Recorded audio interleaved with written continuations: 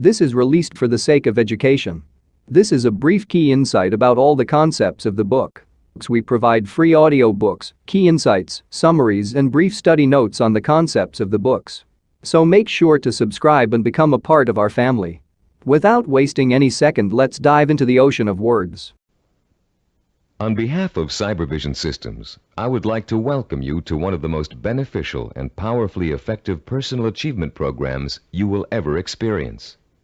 The Neuropsychology of Self-Discipline, the Master Key to Success.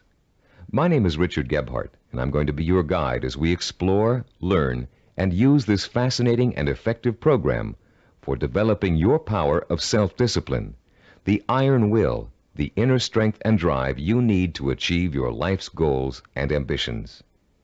This program is the result of many years of thoughtful scientific inquiry and research. In an attempt to discover and understand the main driving force, the core source of inner power that separates the dynamically achieving person from the unfulfilled, underachieving masses, Cybervision Systems has directed its financial and human resources to find the answer. Through its association with the famed Stanford University Neuropsychological Research Laboratory, and through 7 years of intensive investigation into the science of human achievement, Cybervision Systems has uncovered what it believes is the master key to success. The master key which unlocks the raw potential that lies dormant within the heart and mind of man. Simply stated, we call this key self-discipline. Self-discipline. What's the first thing that phrase makes you think of? Unfortunately, for most people, the term conjures up images of strictness, long stretches of boring or irritating work, of self-sacrifice and self-denial. Nothing could be further from the truth. Truly self-disciplined people are not bored, unhappy, or suffering from any kind of deprivation. In fact, they have learned to give themselves the true joy that comes from pursuing and achieving their most cherished goals and dreams. What, then, is self-discipline really all about? The simple answer may surprise you. Self-discipline is your ability to systematically and progressively work towards a goal until you have reached it. It includes acquiring knowledge and skills. It's your ability to become positively obsessed, single-minded, and efficient, to strive without giving up, to work consistently day after day, week after week, and year after year until your purpose is fulfilled. Self-discipline is the power to say, this is what I really want in life, and this is how I'm going to get it. And if I have to give up some other things, I will, because it's worth it in the long run. To be self-disciplined, you must learn to develop the kind of obsession that glows like a beacon in a storm. You must learn to watch that light and steer your course towards it, no matter what gets in your way or how long it takes. Like a sailor, you must learn to use the skills that will point you in the right direction, and you must keep on using all your knowledge, skill, and energy to stay on course until you have reached your destination. Self-discipline is the single ingredient that makes success possible for anyone who dreams of achieving great things. Without it, there would be no Olympic gold medal winners, no great artists, musicians, or writers, no brilliant inventors, Grand Prix winners, or multimillionaires.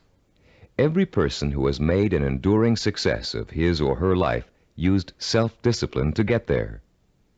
If self-discipline is so effective, why don't more people have it? Unfortunately, we live in a quick-fix society where old-fashioned effort isn't appreciated. Nearly everyone wants to be an overnight success. People spend their money as soon as they make it to get instant gratification through material things. And then the same people wonder why they're not getting anywhere. The truth is, without paying the price and without making an effort, most people will fail at what they set out to do. It takes years of hard work and discipline to master a skill or craft. Years of putting in 7-day work weeks to build a business from scratch into a multi-million-dollar operation. Years of schooling and internship to get a medical degree and start a doctor's practice.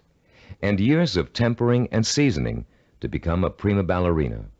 We all greatly admire successful artists, business people, and doctors, among others. But how many of us are willing to put in the years of work it took for these people to get where they are. The late Ray Kroc, the founder and guiding genius behind McDonald's restaurants, told a wonderful story about the contrast between the self-disciplined achiever and the wishful thinker in a speech he gave to MBA candidates at Dartmouth College. He said, "I'm reminded of a story about the great pianist who gave a concert, and at the end a lady rushed up to him and said, 'I'd give anything in the world if I could play like that.' And he said, 'No, you wouldn't.' She could have if she wanted to. Anybody could. I know, as a piano player, that piano playing is mechanical to a great extent. But it's the dedication, the disciplining to practice that makes the difference. And when you're talking about a concert pianist, he has been practicing for years. Years of practice, several hours a day, every single day.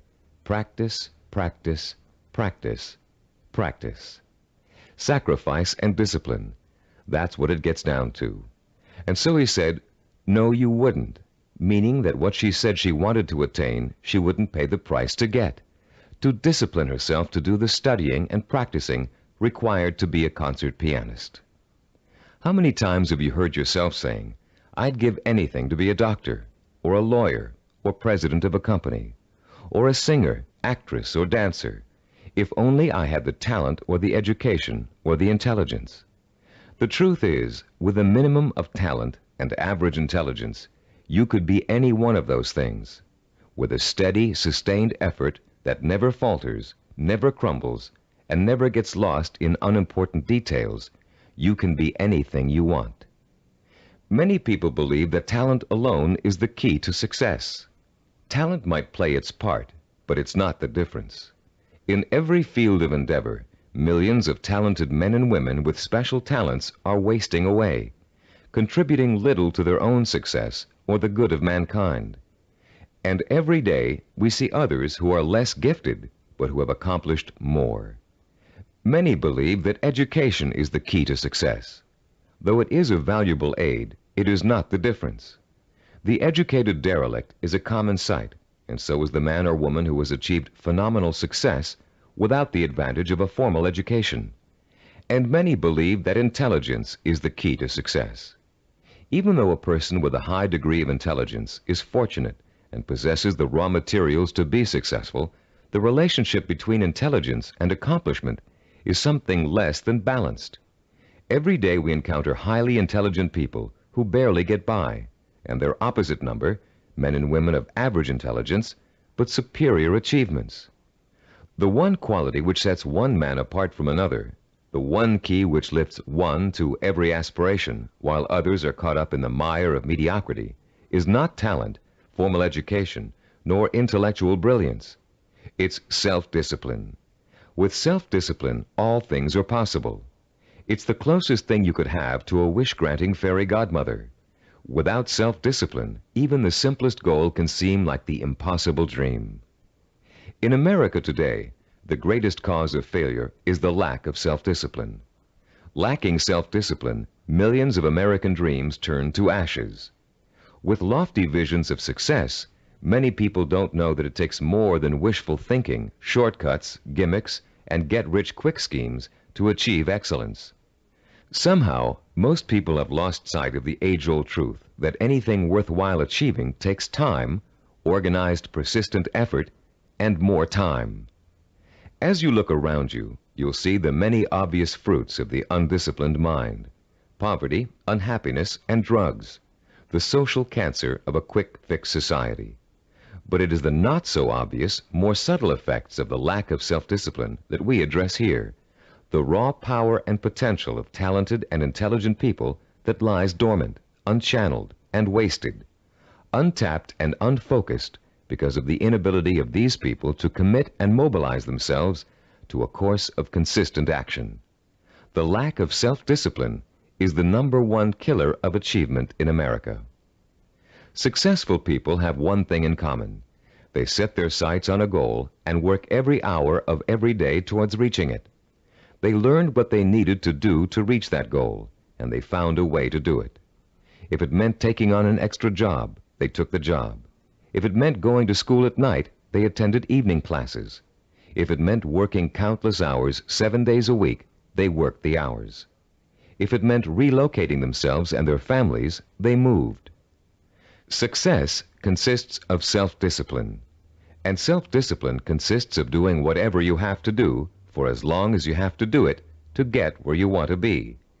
If you truly want to seek your fortune, you must develop the inner strength to relentlessly pursue your vision day after day, week after week, month after month, year after year, until it becomes a reality.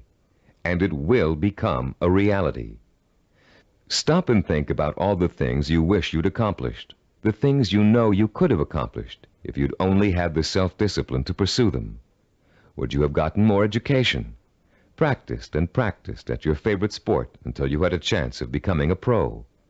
Learn to read and write music and play an instrument? Study engineering so you could design and sell the ideas you're always dreaming up? Actually, there are things you've accomplished through self-discipline way back in your childhood. Just think, how long did it take you to learn how to walk? For how many weeks and months did you struggle to stand upright? How many bruises did you get from falling down? And how many times did you pick yourself up and try again? You learned to walk because as a toddler, you became obsessed with learning to walk. You were determined to learn, no matter how hard it was at first or how long it was going to take. Every step you took was a small victory, and every time you fell down, it was just an excuse to start all over. Children are naturally self-disciplined because children believe that everything is possible. Children don't say, "I can't do it." Children say, "I want to do it." When you want something badly enough, and when you believe in it strongly enough, self-discipline will get it for you.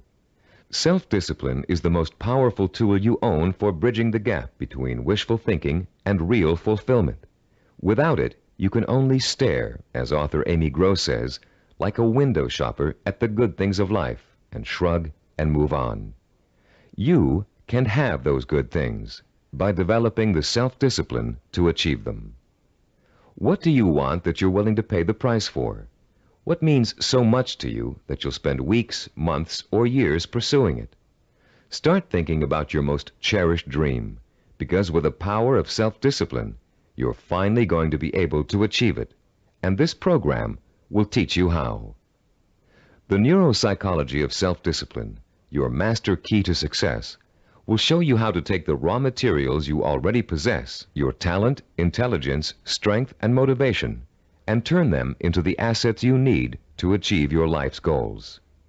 You'll learn how to gain the knowledge and skills that will set you on the path to success. And you'll learn to develop the kind of positive strength it takes to stay on that path until you have reached the very end. You may think it's impossible for you to develop the kind of self-discipline you see others using to achieve success.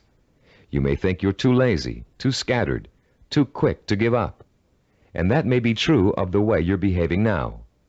But most people aren't self-disciplined because they never had a chance to experience the kind of joy and satisfaction that comes with mastering their own abilities and applying them to the one thing they really want in life. Once you get a taste of how intoxicating, of how free self-discipline feels, you'll be hooked on it for life. The neuropsychology of self-discipline is not the result of pop psychological and faddish theories, nor does it contain simplistic pablum-like success gimmicks found so often in many self-improvement programs. The neuropsychology of self-discipline program incorporates the breakthrough findings of one of the world's most respected brain researchers, Dr. Carl H. Pribram, director of the Stanford University Neuropsychological Research Laboratory, with the practical experience of Cybervision Systems' team of learning experts. Dr. Pribram is one of the most respected and renowned brain and behavioral researchers in the world. Trained as a neurosurgeon, Dr. Pribram has been conducting research into the brain and behavior for over 30 years. His pioneering work and discoveries have led to his being called the father of neuropsychology. Besides his responsibilities at Stanford, Dr. Pribram also serves as the Director of Advanced Research for Cybervision Systems. The neuropsychology of self-discipline incorporates two of Dr. Pribram's revolutionary discoveries. The first is his finding that our behavior is governed by images of achievement, and that without these images, we cannot mobilize and motivate ourselves to achieve our goals. The second is Dr. Prebram's discovery of how the human brain forms visual and sensory images and how these images affect our emotions, our power to commit ourselves to a course of action and see it through to the end with excellence through perseverance and persistence. Dr. Prebram's cutting-edge work lets us understand for the first time the relationship between thinking, sensing, motivation, and behavior. And by collaborating with Dr. Prebram, Cybervision Systems has been able to develop a powerful technology that enables you to harness your own mental processes and motivate yourself to develop the kind of iron will that will carry you through thick and thin to achieve your goals, achieve them well and completely, and enjoy the journey every inch of the way. You don't have to be a scientist to understand, apply, and benefit from these principles. All of the complex research, development, and testing has already been done for you. We've turned Dr. Prebram's research results into a simple but powerful technology anyone can use to learn the beauty and joy of true self-discipline. Your Neuropsychology of Self-Discipline program centers around 3 points of organization. First, in Session 2, you'll be introduced to a description of 10 characteristics of goal-achieving, highly disciplined people. Countless hours of research and interviewing went into gathering this information, all to discover the tools these people used to develop and exercise their powers of self-discipline. These characteristics will become a model or benchmark that you will strive to incorporate into your life. By keeping these characteristics close in mind, you'll have an achievable ideal against which you can measure your own behavior and habits as you strive to acquire and make permanent the skill of self-discipline. The second crucial section of this program is what we call the Knowledge and Information section. In Session 3, you'll be systematically guided through the easy-to-understand and learn principles of Cybervision's power of self-discipline. You'll learn once and for all that the power of self-discipline is the master key to your success. Not only will you learn why, but you'll thoroughly understand, in depth, the power principles of self-discipline. The third, and to you the most important section of the program, is what we call Action and Implementation. In Sessions 4 through 10, you'll begin the actual process of becoming self-disciplined, of developing the core skills that will enable you to achieve anything and everything you desire. You'll start by learning how to determine exactly what it is you want to achieve in your life. You'll then learn how to select role models who have already achieved what you desire to achieve, and learn patterns of success from them. You'll discover how to transform those desires into emotion-provoking imaginary blueprints, sensory images rich in sight, sound, touch, taste, and smell, images that excite and stimulate your emotions. You'll learn how to overcome the poisonous doubt that gnaws deep within you as you dwell and reflect upon your chances for success. You'll learn how to determine the knowledge and skills you need to achieve your desire and how to plan your time so that you can progressively achieve your goal over a sustained period of time. And you'll discover the principles of persistence, how to break through the barriers of time, how to keep going no matter how difficult, painful, or tiring it may be until your dream is realized. Once you have mastered the principles of self-discipline, you'll discover that nothing, literally nothing, is impossible for you. You will feel like a lean, hungry lion who has just been set free from temporary captivity, proud, aggressive, and equipped with the instincts and tools of survival. Included with this program is a personal study guide. It was designed to assist you in mastering the materials and applying the techniques contained in the audio cassettes. Use it well, for it will help you every step of the way in developing the power of self-discipline. Before you go any further with the audio cassettes, please read the introduction in the study guide. Complete the written exercises for this session, Session 1. Then prepare yourself to listen to Session 2 by first reviewing the background information on Session 2 in the study guide. By following the principles of this program, you will, for the first time in your life, be able to achieve whatever it is you desire and accomplish it with the pride of excellence. Talking about success is one thing. Anybody can do that. Achieving it day by day Month by month and year by year is another. That's what you're going to learn in this program. How to do it. Behind every great achiever, there's another achiever. It may be someone close to home, a parent, teacher, or friend. It may be someone who's currently famous. Or it may be a historical or mythological figure. There are probably many young cadets at West Point and Annapolis today who secretly dream of someday repeating the astonishing feats of General George S. Patton, the legendary World War II hero.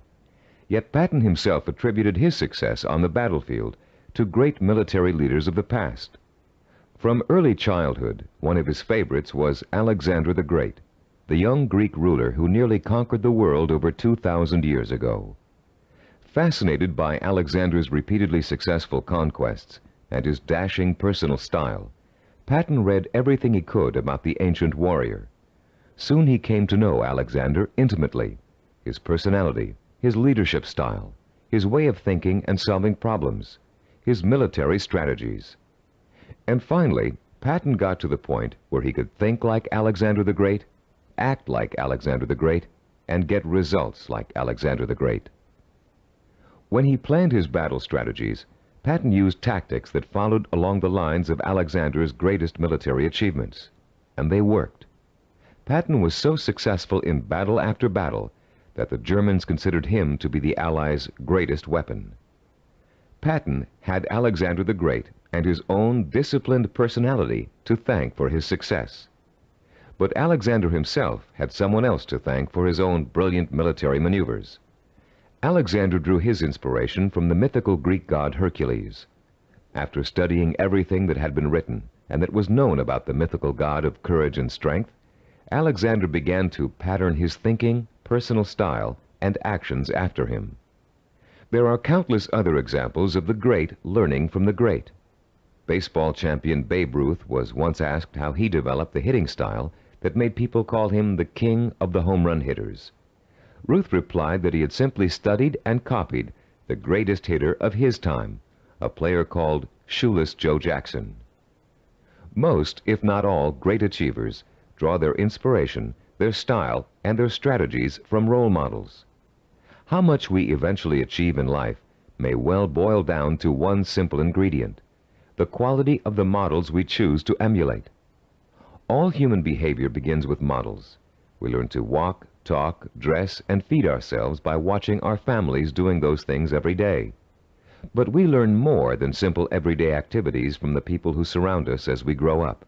We also learn how to think and behave by watching the way they do. Some people have excellent role models, successful parents, or a family friend who has achieved far beyond the ordinary. But having a role model is just the first step toward becoming a disciplined achiever. You must use that model. Make it a part of your own personality in order to succeed. This program will take you through the entire process, from start to finish. In this session, you're going to start by being given a role model of your own, a model of the disciplined, motivated achiever. You'll learn the 10 dominant characteristics of that model and be able to compare your own behavior to it. And you'll also learn about its opposite, the undisciplined underachiever, and why that person is destined to fail. Years of research have gone into the creation of this model. Cybervision has studied people who have been successful in business, education, science, the arts, and other fields. These people were tested for the possible presence of dozens of characteristics and attitudes. And when all was said and done, Cybervision found 10 qualities that were common to every one of them. Understanding the characteristics of the highly disciplined achiever can be as inspiring to you as Alexander the Great was to George Patton. Together, they will form a living, breathing picture of the type of person who is highly self-disciplined and who gets things done. With this picture in front of you, you'll have a model to pattern your own behavior after, and you'll be able to begin to reshape your life along rewarding, achievement-oriented lines. As you listen to these 10 characteristics, compare your own behavior to each one. The idea isn't to become discouraged because you're not living up to an ideal. Rather, concentrate on rating your strengths and weaknesses so you'll understand from the beginning what areas you need to work on the most.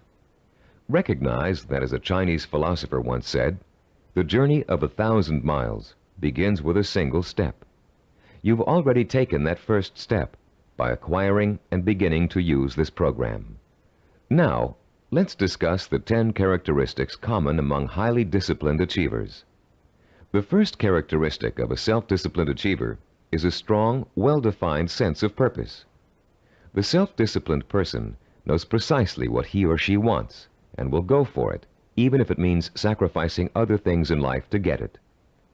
Take Norwegian explorer Roald Amundsen, for example. In 1887, when he was a boy of 15, Amundsen read the story of Arctic explorer Sir John Franklin.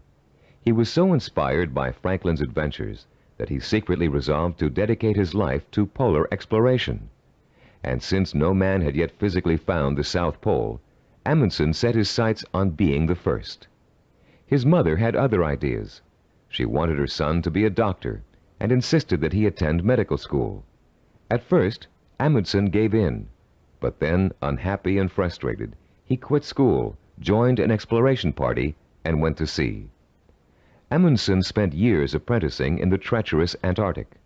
It was hard physical work, and there was a lot to learn. He studied nautical techniques until he became a master sailor, and then he began to organize his own expeditions. 24 years after Amundsen chose his goal, he succeeded in achieving it. In 1911, he became the first man to find the South Pole. Contrast Amundsen's single-minded pursuit with the profile of a person who isn't sure what he or she wants to accomplish. The purposelessness personality drifts through life uncertainly, always searching, never finding.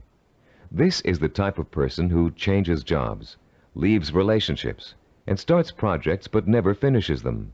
It's someone who never stays with anything long enough to become successful at it. People today are becoming more and more afraid of commitments. They're afraid of committing themselves to one career. They're afraid of committing themselves to one relationship. They're even afraid to commit themselves to staying in one place for very long. They talk about leaving their options open.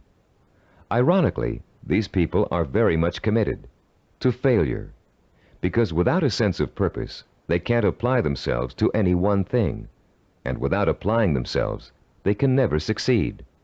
Look around you, and you'll see 40-year-olds and 50-year-olds who are still jumping from job to job, from relationship to relationship, always searching for an answer somewhere. They'll never find it. The second characteristic of the self-disciplined person is that he or she seeks out and uses positive role models, often called mentors. Patton found and learned from Alexander the Great. Roald Amundsen got his inspiration from Sir John Franklin.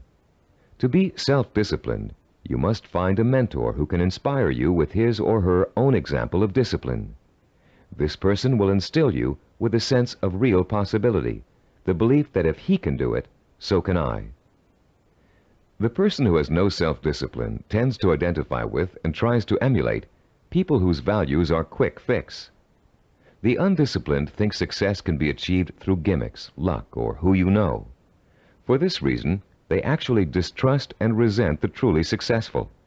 They cannot bring themselves to admit that it takes hard work and consistent effort to reach a lifelong goal. Rather than working to get their own lives in order, these people blame their lack of success on bad breaks. They will always have bad breaks until they give themselves a break. The third quality that distinguishes the self-disciplined person is the strength of his or her imagination. Self-disciplined people use a goal-setting technique called sensory vision. Robert Kennedy's immortal words explain it very well. Kennedy, himself a highly disciplined achiever, said, "Some men see things as they are and ask, why?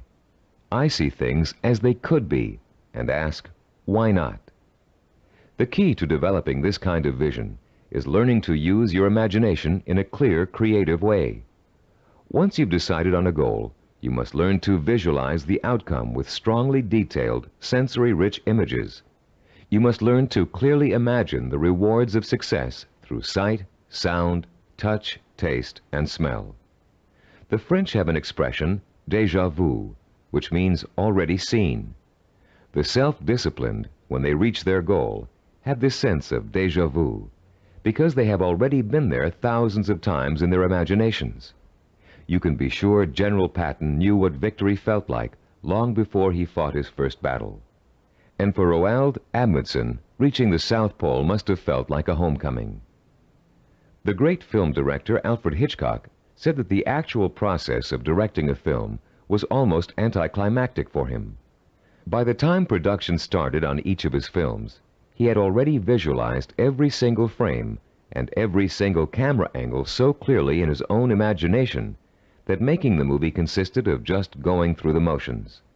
Hitchcock began each project with a template of what he wanted clearly and firmly set in mind. Those who lack self-discipline also lack vision. They have only the vaguest images of goals they might, maybe, someday want to achieve. These people are quite capable of creating sensory-rich visions, but unfortunately, they tend to apply those visions to scenarios of failure rather than success. The fourth quality exhibited by the self-disciplined individual is what we call a positive sensory orientation. Achievers dwell on their own past accomplishments as proof of their ability to succeed. They won't admit to failure. In fact, it can truly be said that they don't know the meaning of the word failure. If things don't first turn out as planned, they just chalk it up to experience and keep on working toward their goal. Self-disciplined people are so eager to learn that they feel every bit of life experience just brings them closer to achieving success. They're not afraid to try new approaches if old ones don't work anymore. They never lose sight of their goal, but they're open to more than one way of achieving it. And this kind of positive attitude ensures that they will. Those who lack self-discipline waste precious time and energy dwelling upon past failures. Through a vicious cycle of negative reinforcement, they use those perceived failures as an excuse not to try again in the future. They develop a fear of failure, a fear of making the effort, and failure generates failure. If you're convinced you can't do something, you won't be able to do it. The characteristics we've discussed so far all add up to a quality called self-assurance. The self-disciplined have a strong gut-level belief in themselves and their ability to succeed that is truly unshakable. Deep down in their hearts, they know they can do it, and no one can convince them otherwise. When Christopher Columbus set out to find a new route to the West Indies, Europeans thought he was crazy. The world is flat, they told him. If you sail west, you'll fall off the edge and be devoured by monsters. But Columbus believed the world was round, and he stubbornly applied to every monarch in Europe until he found one who would finance his voyage to what turned out to be the New World. The disciplined achiever is fueled by self-confidence, but the undisciplined are hampered by self-doubt. This foreboding of failure haunts them in everything they attempt to do, and effectively slams the door shut on any possibility they might have of succeeding. The sixth characteristic that self-disciplined people share is their ability to plan and organize. The self-disciplined achiever knows how to take his or her goal and break it down into pieces that can be worked on one at a time. Priorities are set, and the important tasks are tackled at the beginning. This practical, methodical approach is the only way to achieve success, no matter what your endeavor. When Henry Ford designed the Model A, he had a goal in mind. He wanted every American to be able to afford to own a car, his car. But in those days, cars were hand-built, and the time and effort involved in making one resulted in a very expensive price tag. Ford knew he had to find a faster, cheaper way to build cars. So he patiently worked and planned out a radical new idea, the assembly line. Each person on the line would perform just one task, enabling them to perform it quickly. And an entire machine could be assembled in record time. People laughed and said it wouldn't work, but Ford had spent years planning it out in every detail, and it did work. The assembly line became such a success that other industries began to use it as well. One man's careful and patient planning launched a new industrial era. Contrast Henry Ford with the typical man on the street. His attention is scattered, and he's disorganized. He either has no idea what he's going to do next, or he has so many irons in the fire that he can't keep track of them all. Maybe he's trying to start a business, but he's busy hiring employees when he still doesn't have any clients or office space. Maybe he's decided to switch careers, but he's already planning how to spend all the money he's going to make, even though he's going to need 4 more years of schooling before he can begin to practice his new career. This type of person is wasting time and energy. Without a detailed game plan, and without following that plan as closely as possible until you reach your goal, you can spend your life floundering among half-started projects and missed opportunities for success. Many people think all you need to be successful is a great idea, but without planning, organization, and hard work, the most brilliant ideas aren't worth a dime. Which brings us to the 7th characteristic common to self-disciplined achievers: their ability to acquire the essential knowledge and skills they need to put their game plan to work. Achievers recognize how important it is to learn, and they're willing to make the necessary sacrifices to complete their own personal education. Sometimes this means going back to school. Sometimes it means spending weeks or months gathering information on a particular subject and talking to the kinds of people who can help. Sometimes it means taking a new type of job just to acquire certain skills. What it always means is a commitment to learning what must be learned in order to make a goal achievable. If you want to become a doctor, you must first study pre-med, then go to medical school, and then complete your internship before you can set up a practice. Anyone who thinks he can become a physician without doing all of those things is just dreaming.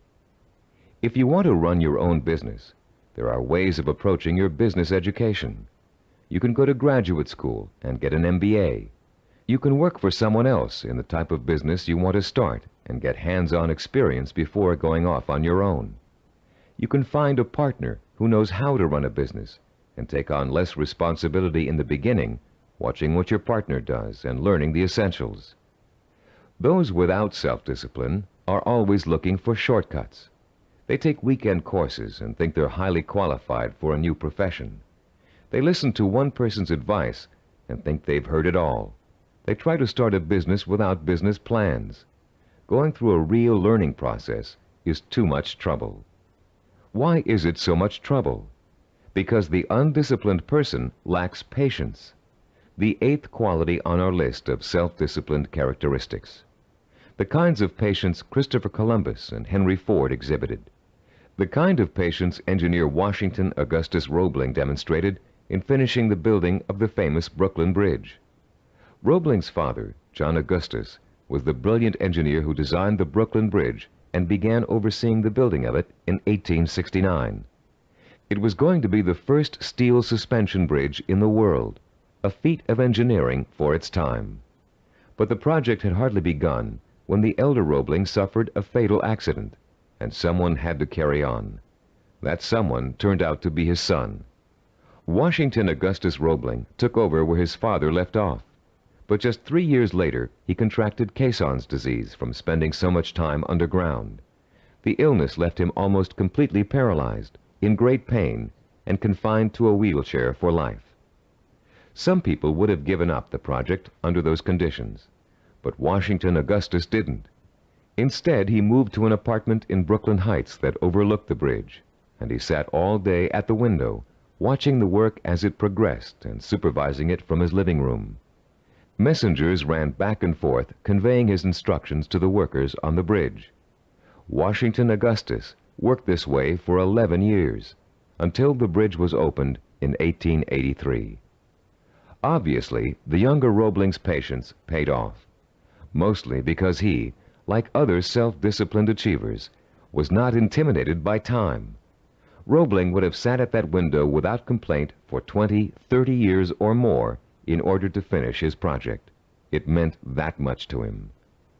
Later in this program, we'll explore further the special relationship between the highly self-disciplined and time. For now, we'd like to point out that time becomes immaterial to those immersed in pursuing a goal. Hours pass as if they were minutes, weeks as if they were days, years as if they were months. The self-disciplined do not worry about time. They also see time as a tool. Accomplishment takes time, and people who wish to achieve have all the time in the world. Because every moment they're working towards their goal, they know they are coming 1 minute closer to reaching it. And for the self-disciplined, getting there is at least half the fun. The undisciplined view time as an enemy, something to beat. You'll hear them say, "I want it all now. I can't wait." Unfortunately, these people don't realize that time is going to pass anyway, and if they're not working toward their goal, they're only wasting the time they feel is so precious. The self-disciplined are persistent. This is the 9th quality that contributes to their success. They have what it takes to stick to their vision through thick and thin, day in and day out. They don't give up in spite of rejection, hardship, setbacks, or other people's opinions. They are relentless in their pursuit of their own dreams and goals. The self-disciplined are, actually, very stubborn. They succeed against all odds. When they get discouraged, they draw new inspiration and motivation from their sensory-rich visions of success. And that's enough to fuel their emotional drive to keep on making the effort. Ellie Hawkins, a mountain climber, is a good example of someone who just wouldn't give up even when the odds turned against her. She set out to climb a particularly difficult face of Yosemite's treacherous El Capitan. Ellie undertook this climb to prove that dyslexia, a learning disorder from which she suffers, can be beaten. In the middle of the climb, Ellie slipped and suffered a rope burn on her left hand that was so bad she almost lost complete use of the hand. She could have stopped there, but she didn't. What started out to be a 6-day climb turned into a torturous 8-day ordeal as Ellie worked with one hand, holding her wounded arm above her head to lessen the pain. Ellie reached the top and immediately announced plans to tackle another very difficult climb. No one doubts that she'll do it, because she has the hallmark of a disciplined achiever. The undisciplined are easy quitters. They give up when the going gets rough. They're more interested in having a good time than in working. Even worse, they find it impossible to have a good time when they are working. This brings us to the 10th and last characteristic of the self-disciplined achiever: the ability to experience pleasure while working to achieve his or her vision. These people are excited by their goals and become easily engrossed in the work it takes to get there. They're interested in learning, they enjoy acquiring new skills, and they have a good time while they're pursuing their ambitions. To the highly disciplined, there's no such thing as work. Their work becomes their life and their main source of pleasure. When they become successful, you often hear them say, "I can't believe I'm getting rich doing this. It's so much fun." And most of them would keep doing what they're doing, even if they weren't making money at it. To the undisciplined, work is the stressful, painful, boring part of life that must be tolerated between periods of pleasure. These are the people who live for the weekend, who are willing to work only because it gives them the disposable income they can spend on fun. And these are also the people who don't want to put in overtime or take work home unless they're being paid extra for it. If taking on more work will only get them a promotion or a crack at a better job, they won't do it. Now that we've identified the 10 qualities common to all self-disciplined achievers, we'd like you to begin comparing yourself against the model characteristics we just discussed. This self-assessment will give you a good idea of your own strengths and weaknesses. After you've finished listening to this session, turn to page 11 of your study guide and follow the instructions for using the personal assessment form you'll find there. Let's summarize the characteristics of self-disciplined achievers. First, they have a strong, well-defined sense of purpose. They know what they want. Second, they seek out positive role models for inspiration and learning. Third, they use sensory-rich visions and a vivid imagination to set the stage for their own achievement. Fourth, they have a positive sensory orientation. They expect to succeed rather than fail. Fifth, they have a deep-rooted belief in their ability to achieve. They are immeasurably self-assured. Sixth, They have the ability to plan and organize. They can break down what they want to achieve into manageable steps and set priorities that let them accomplish the most important things first. Seventh, they know how and when to acquire essential knowledge and skills. They're not intimidated by the thought of having to learn something new. Eighth, they have patience. The passing of time doesn't bother them. They'll keep working toward their goal for as long as it takes. Ninth, they persevere. They're stubborn, and they don't give up, even when the going gets rough. 10th, they view work as pleasure, because work is bringing them closer and closer to the realization of the goal that will be their final reward. Turn off the tape now and score yourself on the personal assessment form. When you're done, turn the tape back on.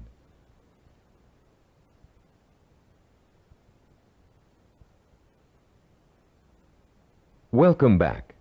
We hope you're not too discouraged by an honest assessment of where you stand now in terms of self-discipline. Remember, you've already taken the first steps toward making a positive change in your life, and you will experience that change by the time you've finished this program. Nothing will be impossible for you once you develop and harness this inspiring and enduring power of self-discipline. And, as you'll soon find out, self-discipline is not so difficult to develop as you might think. As a matter of fact, using this program is going to be your first exercise in acquiring it. Already, you're on your way. In the next session, we'll explore the power behind the characteristics we've just discussed. You'll learn why they're so important in developing self-discipline and what they can do for you once you have them. And you'll be further along the road toward understanding and developing the one characteristic that will give you the power of success. After completing Session 2, you should now have a clear picture of your strengths and weaknesses as compared to the model of the self-disciplined achiever. Perhaps for the first time in your life, you're able to objectively see which of your attitudes and behaviors have been acting as barriers to developing the kind of self-discipline that will enable you to achieve your dreams and ambitions. Now that you have a better understanding of the 10 characteristics of the self-disciplined achiever, we're going to provide you with a scientific foundation for Cybervision's unique self-discipline program. In this session, you'll learn how recent scientific discoveries have made it possible for you to acquire, harness, and focus the power of self-discipline, the power to achieve whatever your mind and heart are set on achieving. That power is what sets achievers apart from the mass of ordinary people, people described by American philosopher and writer Henry David Thoreau as leading lives of quiet desperation. That power is what drove great achievers like Dr. Jonas Salk, Ludwig von Beethoven, Albert Einstein, and Mahatma Gandhi. But what does that power consist of? What is the force that motivates high achievers to sustain a long-term effort that might take 10 years, 20 years, or a lifetime to achieve?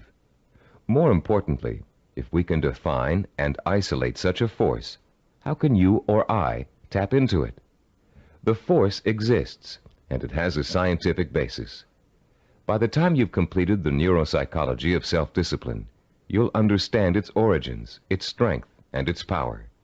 And you'll be armed with all the tools you need to stay in touch with that force in order to accomplish anything you set out to do. There are many self-improvement programs that, like crash diets, offer good short-term results but stop working after a few days or weeks.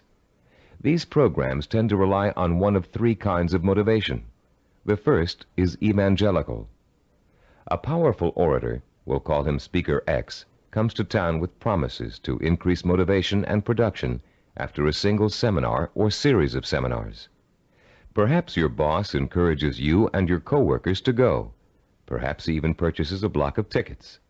Meeting night arrives, you attend, and the speaker is indeed inspirational, as are the bells and whistles and songs and slogans that accompany him. It is a fever-pitched, emotionally charged experience that Speaker X has to offer. As he exhorts you to live up to your enormous potential, to work harder, better, and more enthusiastically, to use your talents, to use your mind, you feel power welling up inside you, and the people around you are feeling the same kind of power inside them. Yes, you're all saying, we can be more productive, we can have a better attitude, we can get ahead if we want to. The very air becomes charged with mass enthusiasm. The next day, you're at your desk a half hour early, and you work a half hour past normal quitting time. The same thing happens the day after. You start planning new ways to accomplish your work more effectively. You're feeling happier about the work you're doing. And for the next few weeks, it looks like you're getting more work done in less time than you ever have before. But soon, your enthusiasm begins to fade, and your pace starts to slow down. Even if you have the audio tapes of the speech, it's hard to recapture and sustain the original emotion you felt in the presence of an inspired speaker. And of course, you no longer have the kind of group excitement and energy you experienced the first time around. You're getting tired and bored. Your boss sees productivity fall after an artificial peak, and sure enough, when the next motivational speaker comes through town, we'll call him Speaker Y, there's the boss with another block of tickets in hand. This evangelical form of motivation may get short-term results, but it creates an unhealthy dependence on external hype. It's like a drug addiction. You need more and more of an artificial stimulant to reach the same level of false well-being.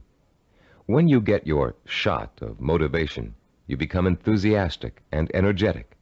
When the shot wears off, you get sluggish and lethargic. The same problem exists with the second major motivational tool that most self-improvement programs rely on: external rewards, like money, prizes, bonuses for reaching quotas. These are essentially pats on the head from the boss, often desirable pats, but still pats on the head, signals that you've pleased someone else. This method works very well on children. Unfortunately, it tends to create a childlike dependence on outside rewards, even in adults. Like evangelical speakers, this carrot and stick approach produces only short-term results. External rewards do not increase individual commitment, and most people tend to adapt to them quickly, soon expecting bonuses as a matter of course, and not because they performed above and beyond the call of duty. Rewards are manipulative. People who give them out are always asking themselves, how can I motivate my staff? The truth is, to be truly effective in the long term, motivation must come from within. The third classic motivational tool is a familiar one: fear. Humorists Carl Reiner and Mel Brooks created a comedy album in the early 60s in which Reiner, as a journalist, interviews Brooks, who plays a 2,000-year-old man. Eager to know about life in the distant past, Reiner asks Brooks, what was the major form of transportation in those days? Brooks replies, fear. Fear transported you. Reiner is puzzled. Fear, he asks? Brooks responds, yeah, fear. You see, an animal would growl, and you would go 2 miles in a minute. It's true, fear is a great motivator. If you don't perform, something undesirable happens. You lose your job. There go the house payments, the car payments, the kids' college tuition, and so on. As the mental dominoes fall, you're motivated to keep performing. But while fear may bring short-term results, it also brings resentment and rapid burnout. It doesn't take long before you're angry at the system that's keeping you going. And anger makes you less productive, which increases your fear. It becomes a vicious cycle with an unpleasant ending. It should be pretty clear by now that these motivational systems aren't motivational at all. Each of them relies on an external stimulus and an artificial situation. And each relies on an initial burst of emotion that fades rapidly when the new situation becomes habitual. You may have tried several of these motivational or goal-setting programs in the past. Perhaps they even contributed to your sense of self-awareness. If so, you've no doubt learned that self-awareness alone is not sufficient to motivate change. It's easy to identify self-defeating behaviors. It's easy to plan strategies for eliminating them. It's easy to turn over a new leaf, but it's very difficult to sustain change for a long enough period of time for your new behavior to become as ingrained in your character as your bad habits were in the past. Having a roadmap is not enough. You need fuel. The key to developing self-discipline, the power to persistently pursue a long-term goal without giving up until the goal is achieved, is the fuel of internal motivation. It would be nice if we were all born with the patience, drive, and skill it takes to achieve any long-range goal or complete any long-term project. But we're not. Self-discipline is a learned behavior. Years of research at major American universities, primarily California's Stanford University, have proved it. And Cybervision's own research into the latest learning theories of behavioral scientists have confirmed that self-discipline is an acquired characteristic with a basis in behavioral science. The neuropsychology of self-discipline has been developed according to materials gathered from two major sources. Our information comes from our own research into the way human beings learn, and from the revolutionary discoveries about the structure and organization of the human brain made by Dr. Carl Pribram. Head of Stanford University's Neuropsychology Research Laboratory, Dr. Pribram is one of the most respected brain scientists in the world. Trained as a neurosurgeon, his research into brain function led to a deep interest in the behavioral sciences. His pioneering work in both of these areas led to the fusion of the two into the science of neuropsychology. As a neuropsychologist, Dr. Pribram studies how the nervous system and its component parts affects human behavior. Those studies have led to two revolutionary discoveries. The neuropsychology of self-discipline incorporates both of them. The first of Dr. Pribram's discoveries explains how the human brain forms visual and sensory images, and how those images affect our minds, our bodies, and our behavior. The second discovery is that our behavior is governed by images of achievement, neuronal blueprints of the skills and actions that determine our success or failure in the achievement of our goals. Let's discuss how each of these scientific discoveries leads us to understand the power and the origins of self-discipline. Many scientists and psychologists have believed for years that the human brain barely distinguishes a real experience from an imagined one. Best-selling self-help books like Psycho-Cybernetics, Think and Grow Rich, and others have used this belief as their foundation for motivation and change. This idea has also been the cornerstone belief of people involved in metaphysics and the human potential movement. The idea that the brain cannot tell the difference between a real experience and an imagined one has never been scientifically proven until Dr. Pribram's research showed us that it is true. But Dr. Pribram's research did not prove that, as many people think, all you have to do is imagine what you want, and through the magical power of the mind, you will achieve it. If this were true, achievement would be easy. And as anyone who has tried to achieve a long-term goal will tell you, it is not. Put into its proper perspective, this concept of imagination is critical to achievement, but not because imagination possesses a magical power to attract success like a magnet. Imagination is critical to achievement because it evokes the power and emotion that stimulates and sustains the drive to achieve. The human nervous system responds emotionally to imaginary images rich in sensory detail, in sight, sound, touch, taste, and smell, as if they were real. In fact, the brain doesn't distinguish between sensory-rich imagination and reality. That's why the sight of a hand reaching for a murder victim on a movie screen can inspire the same terror, the same rapid heartbeat, and rush of adrenaline as a real threat does. You can perform a simple demonstration of how an imaginary image affects the body's responses right now. Close your eyes and imagine for a moment that you're holding a firm, ripe lemon in your hand. Now bring the lemon up to your mouth and slowly bite into it. As your teeth break through the peel, penetrate the skin, and sink into the flesh of the fruit, imagine the juice exploding into your mouth. What did you experience during this exercise? Did you develop a feeling of bitterness and distaste? Did you pucker up in response? Did you begin to salivate, as you would if you really took a bite out of a lemon? The feeling of bitterness is an emotional response, provoked by the imaginary sensation of the lemon juice being absorbed by the mucous membranes in your mouth. The buildup of saliva was a physiological response. Saliva neutralizes the acid level in lemon juice.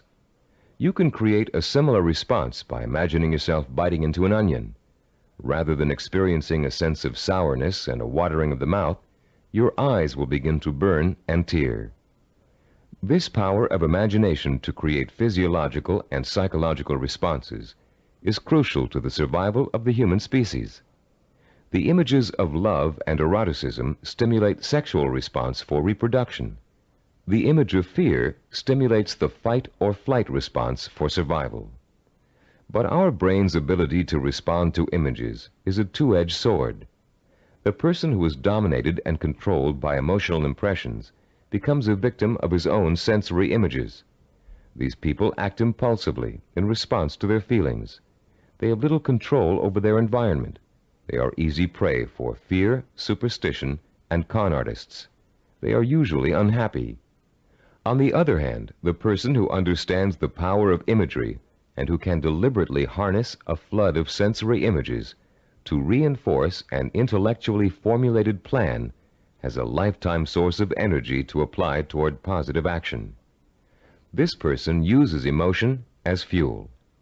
Only when the imagination is harnessed and focused on the benefits and rewards of a specific goal can we light the fires of self-motivation and develop the kind of self-discipline that will help us achieve that goal. Dr. Pribram made a second significant discovery in his research into the brain and human behavior. He found that all of our actions are governed and driven by what he calls an image of achievement. That image of achievement is actually a mental blueprint for reaching a goal. It is made up of images rich in sight, sound, touch, taste, and smell. And in the mind of a highly self-disciplined achiever, it serves as the source of emotional fuel that drives him to work long and hard to reach his goal. Wimbledon tennis champion Stan Smith reported that once he realized that he could compete with some of the world's best tennis players, he established a vision of himself becoming the #1 tennis player in the world. He imagined winning the Wimbledon title years before he actually achieved it. He saw himself receiving the trophy, dancing at the winner's ball.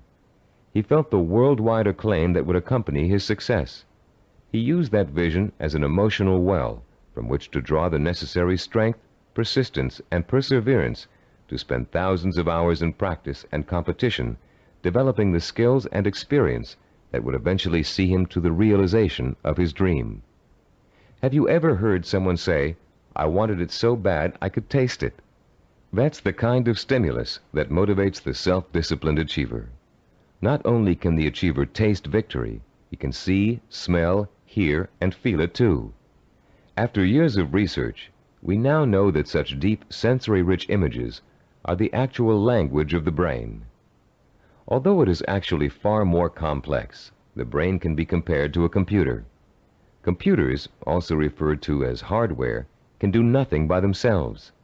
They are simply the vehicles for programs called software that tell the computers what to do. Think of the brain as hardware and the imagination, images of achievement, as software. Images of achievement tell your brain what to think, which in turn tells you how to act. The right images can set in motion a chain of events that will lead you towards any kind of achievement you can imagine. Author Joe Himes describes watching a Taekwondo master named Young Tai Lee practicing blows against a straw-covered board.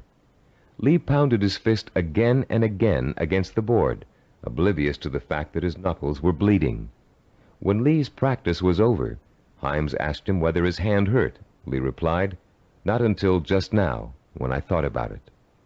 When Himes looked astonished, Lee explained further, "When I was striking the Makawara board as you came in, my mind was on my home in Korea.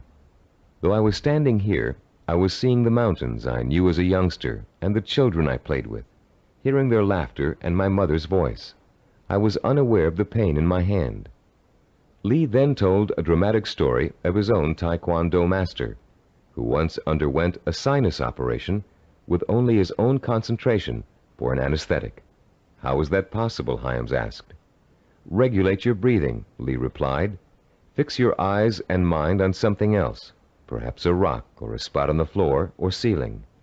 Concentrate on that object, savor it, taste it, give it color, and smell the dimension. Let it absorb all your thoughts and concentration, and the pain will diminish."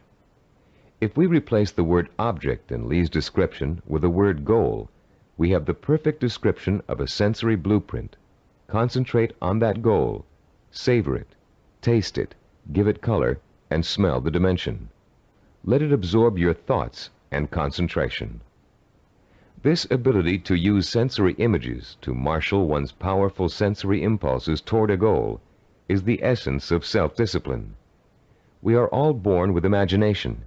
Self-disciplined achievers have learned to use it to achieve even the most seemingly impossible goals. The self-disciplined achiever begins the journey to success with imagination.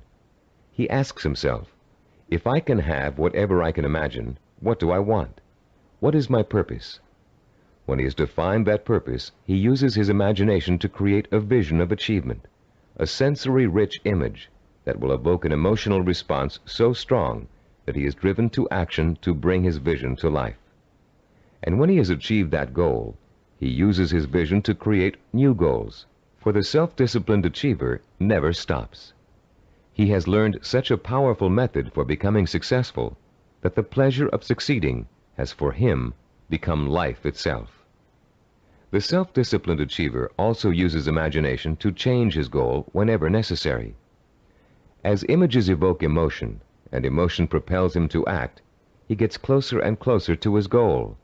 And the closer he gets, the more his reality changes.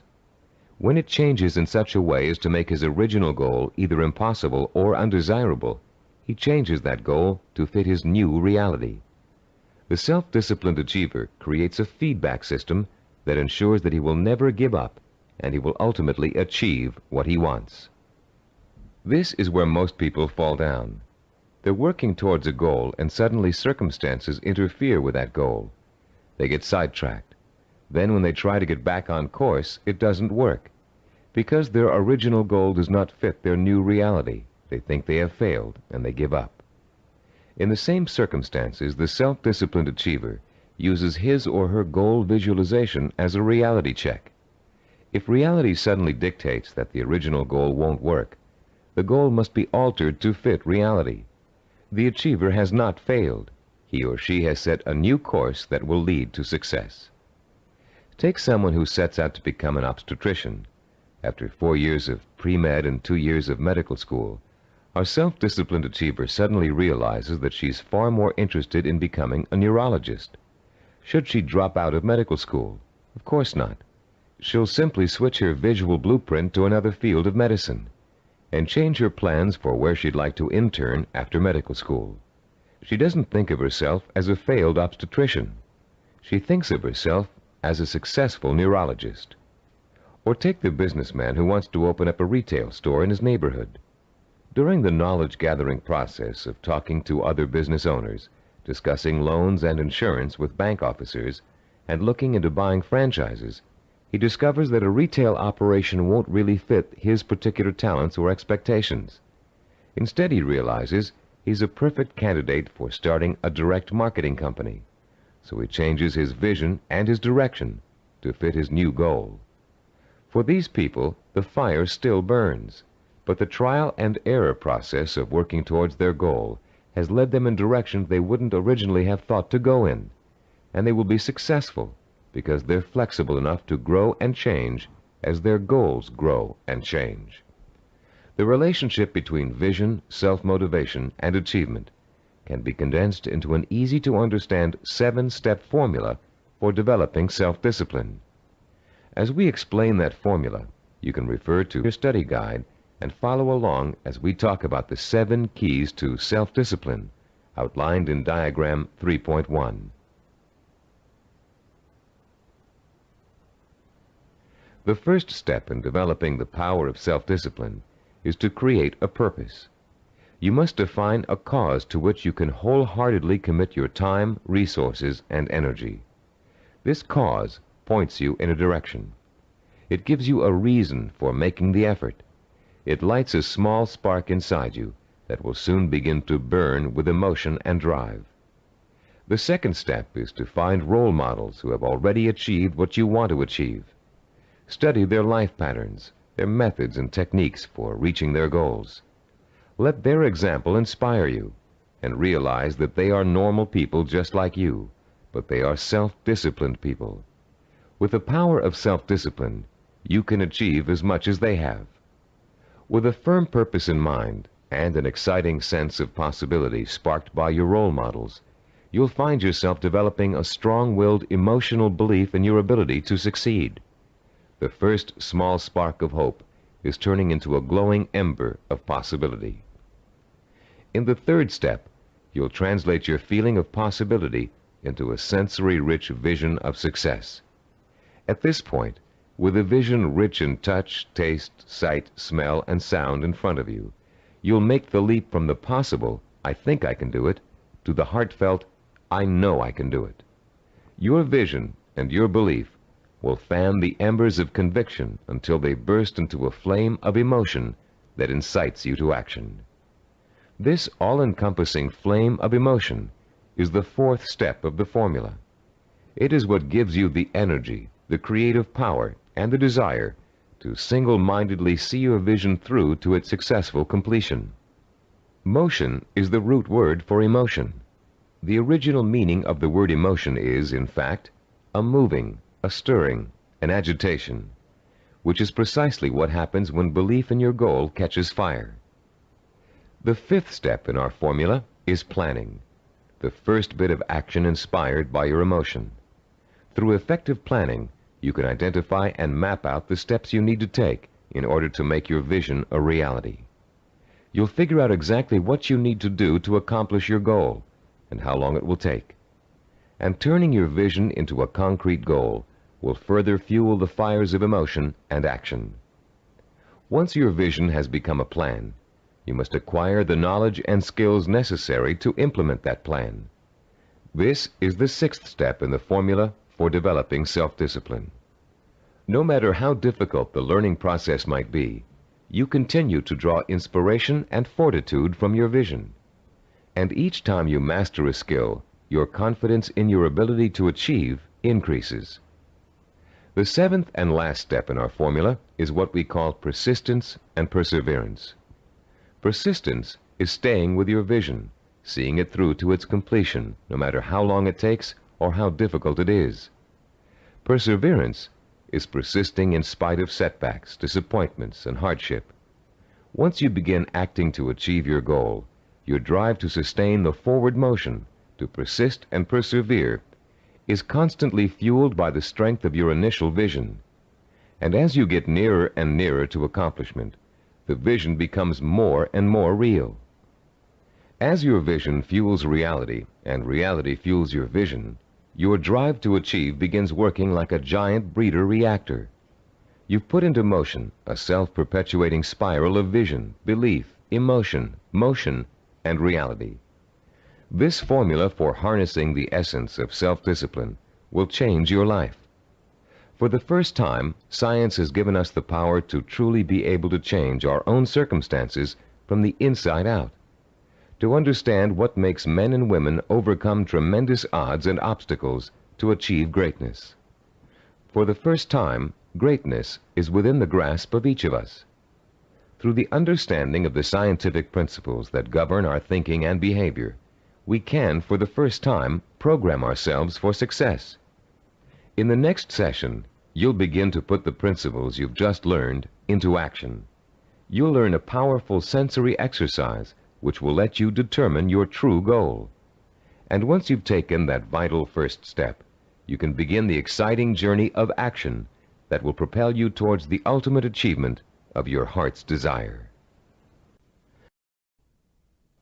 At a recent workshop based on the neuropsychology of achievement, Cybervision President Stephen DeVore was asked an interesting question by a young corporate product manager. Mr. DeVore had been outlining the principles of goal setting when the product manager said, "You know, there's one problem I haven't yet solved. We talk about opportunities and goals, but there are so many opportunities to choose from, so many different directions we can go. How do you figure out exactly what you want to go for? How do you focus in on one choice among so many?" This session addresses that very problem, the problem of finding a purpose, and it isn't always easy. We live in a free society filled with opportunities for anyone who wants to take advantage of them.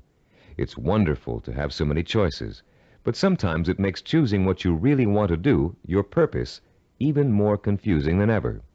Still, there are ways to narrow your choices down, and this session will show you how to do it. Through an exciting and powerful 4-point exercise, you're going to learn to pinpoint what it is you want most in life, out of all the things you may think you want. It will take some effort, some soul-searching, some creative thinking, and the outcome may surprise you. By the end of this session, you'll have chosen and defined what we call a macro purpose. The term macro means large or inclusive.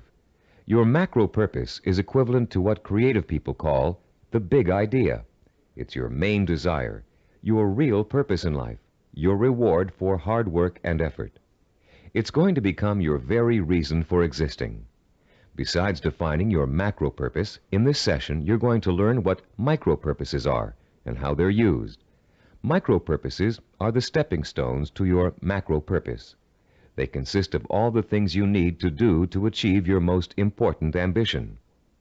To help you thoroughly understand the concept of macro and micro purposes, think back for a moment to your early years in school, when you first learned to do simple math.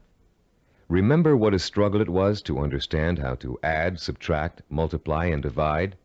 Numbers seemed a mystery to you back then, and you may have thought you'd never learn how to perform the most basic math functions. At the time, learning math for you was a macro purpose, and all the elements of learning it were micro purposes. You had to learn to count, for one thing. You had to learn the symbols for addition, multiplication, subtraction, and division. And you probably had to memorize the multiplication tables. As an adult, math seems to hardly be important, but you couldn't balance your checkbook or manage your money without it. And if you're a stockbroker, accountant, retail store manager, or bank teller, among other things, math is an important part of your job. So math was a micro purpose that helped you launch your present career, your macro purpose. If your desire is to earn a college degree, a macro purpose, you must take a certain number of courses and amass a certain number of credits. Each course you take that counts toward your degree is a micro purpose. But if you want to be a doctor, earning a bachelor's degree by itself is only a micro purpose. You still have to attend and graduate from medical school and complete an internship, more micro purposes, before you can be licensed to practice medicine. As you can see, macro and micro purposes change according to your stage in life and what you want to accomplish at the moment. A teenager may enter college with no clear idea of what he or she wants to do except finish school, the macro purpose of the moment. But by the third year of school, that student may decide on a career that requires additional schooling and a period of apprenticeship. So finishing school becomes a micro purpose, a stepping stone to a rewarding career. But macro and micro purposes don't just apply to careers or lifelong goals. Setting a macro purpose and determining what micro purposes are necessary to achieve it is an excellent way to help you accomplish any goal, no matter how large or small. It's a logical and creative process that lets you organize your thoughts and actions to make your goal clearer, more rational, and easier to achieve. Just imagine for a moment that you're stranded alone in the wilderness on a freezing winter day. It's late afternoon, and there's no hope of rescue before the next morning. Somehow, you have to figure out a way to survive the bitter cold night, your macro purpose. Your micro purpose is keeping warm, and right off the bat you can think of 3 ways to do this. The first is to put on some more warm clothes, but you don't have any, so that choice is out. The second is to find shelter, but there's none in sight, and you don't have the time or the tools to build anything before nightfall. The third is to light a fire and keep it going through the night. Since the woods around you are filled with dry logs and kindling, this looks like a real possibility. But you don't have any matches, and as for rubbing 2 sticks together to start a fire, it never worked when you were a child, and you doubt that it will work now. There has to be another way. Looking around you for another solution to accomplishing your macro purpose, you notice a sliver of broken glass on the ground, and there's still enough sun left for you to be able to feel its warmth. Picking up the glass, you hold it so the sun's rays can penetrate its surface and focus on a dry stick of wood underneath. In 10 minutes, the stick is burning. But your ordeal isn't over. After the fire is lit, you have to gather enough logs and kindling to last through the night. Another micro-purpose. And then you have to force yourself to stay awake all or most of the night to make sure the fire doesn't go out. In the course of this harrowing experience, you've chosen a macro-purpose, staying alive, and defined all the micro-purposes that went into it. And if you succeeded in accomplishing all of the micro-purposes, you also achieved your macro-purpose. You survived. Defining your life's purpose and the steps you must take to achieve it may not be a life and death matter, but the principle works the same way. By the time this session is over, you'll have a macro-purpose, a clear understanding of what to focus your energy, talent, and intelligence on. And you'll be able to light your own inner fire and feed it with a life-enriching, emotionally compelling purpose. And purpose, as we've noted, is the starting point from which self-discipline and achievement spring. Your first step in determining your macro-purpose involves something everybody loves to do: play. You've already learned how important enjoying work is to the highly self-disciplined. To these achievers, work and pleasure are synonymous. Now you're going to get a taste of how easily this can happen. For the next few minutes, I'm going to ask you to work and play as you engage in a process called limitless wishing. Start by closing your eyes and relaxing. Imagine that you're on a beautiful, deserted beach, walking barefoot in the sand. A soft breeze is keeping you cool, and you're enjoying the sound of the waves splashing rhythmically against the shore. As you stroll along the water's edge, you see an object in the near distance that's half buried in the wet sand. The waves splash over its surface, then recede, leaving it exposed to your curious eyes. You wonder what it is, and you start to walk a little faster so you can reach it before it's engulfed by the next wave. In a couple of minutes, you're standing over it, still not sure what it is. It's metal, somewhat round, and looks like an old lamp. You dig your fingers into the wet sand and pull it out. There's an inscription on the side of the object, but you can't read it clearly.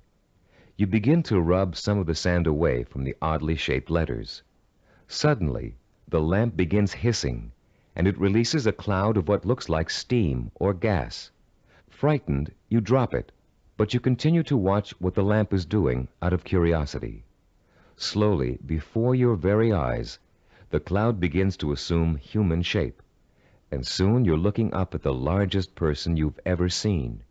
When it speaks, its voice is rich and kind, and its message is amazing. The genie thanks you for releasing him from hundreds of years of captivity inside the lamp, and according to the hospitality of his people, he offers you a reward for helping him. You have only to name 5 wishes, he says, and they will be granted. You can ask for anything, he tells you, as long as it is specific and humanly possible to achieve. At first, you refuse his offer, but as he continues urging you to accept, you begin to realize that no, you aren't dreaming, and yes, you really can have your 5 wishes. The possibilities start dancing before your eyes. Think long and hard about it. What are the things that will turn your life around and make you truly happy? What is it you secretly wish for, day in and day out, every day of your life? Take your time in deciding. This is too important for you to rush over. You may change your mind about your first choices after you've thought about it some more. When you do make your final selections, write each one down in the space provided on page 18 in your study guide. Start each wish with the term, I want, and write it in clear, specific language in the present tense. Turn your tape off now and decide what you will wish for.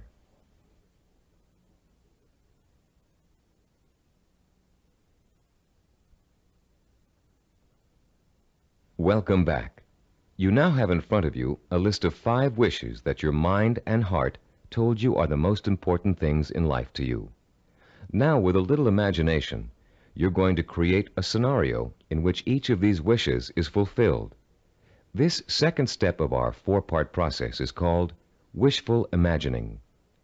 Close your eyes again and picture, in as much detail as possible, that your first wish has come true. If you wished for a great deal of money, imagine how your life has changed now that you've gotten it. Imagine the kind of house you're living in, the kind of car you're driving, the kind of clothes you're wearing, and what you're eating for breakfast and dinner. Maybe you've got a private plane or a swimming pool, a new career, new friends, or the same friends you have now, but with a new attitude toward you. Try to imagine that you're having dinner or drinks with your best friend, and you're explaining to that friend how your new life feels. This is a friend you trust completely, so you can say anything, positive or negative. Really imagine you're there, in the restaurant or bar, being served food or drinks, with people talking around you and soft music in the background. Imagine what you look like. Are you younger, thinner, better dressed? Is your friend looking envious? Picture every single detail, down to the season, the location, the restaurant, the plates and glasses on the table. Repeat this process for every one of the 5 wishes you wrote down. And as you imagine each one coming true, pay attention to your emotional response. Are some wishes easier to imagine than others? Did 1 or 2 really make your pulse quicken with excitement? Are there any that felt particularly comfortable, as if you could just walk right into the scenario and feel at home? Which one seemed to draw you in like a magnet? There will be one wish that unmistakably evokes the greatest emotional response in you. That wish will be your final choice, and you'll be ready to proceed to the 3rd step in defining your purpose, the step we call creative biography. When truly accomplished people pass away, they've generally left behind a legacy of achievement in art, finance, politics, or the social sciences. Biographers and historians then catalog those achievements so others can read about them for inspiration. For example, here's the entry on a man named Thomas Arnold from the Britannica Junior Encyclopedia. The text of this biography also appears in your study guide on page 18. The biography reads as follows: Thomas Arnold, 1795 to 1842. Some people are loved without being respected, and others respected without being loved. Arnold of Rugby was loved by many, respected and admired by everyone who knew him. Born at Cowes, Isle of Wight, this great headmaster and scholar was educated at Winchester and at Oxford in England, where he distinguished himself in classics and history. He left Oxford in 1819, and after 9 years of study and writing was elected headmaster of Rugby School. His powerful personality set its mark on the school from the first, and made it great in a new sense. He was very religious, and he inspired his boys with new and more serious ideals of scholarship and life. He found time, too, during the 14 years of his headmastership, to publish sermons, an edition of the Greek historian Thucydides, and a history of Rome. In 1841, he was appointed professor of modern history at Oxford, but died the following year. He was buried in Rugby Chapel, and his son Matthew wrote a beautiful elegy about him on that occasion. Arnold was too forthright to be tactful in his dealings with boys or indeed with grown-ups, but he always won their respect, and often their love, by his high-minded attitude toward life and its responsibilities. This entry can only summarize the lifelong accomplishments of a beloved teacher and respected scholar. But listening to it, you can get a good idea of the purpose which must have guided Thomas Arnold.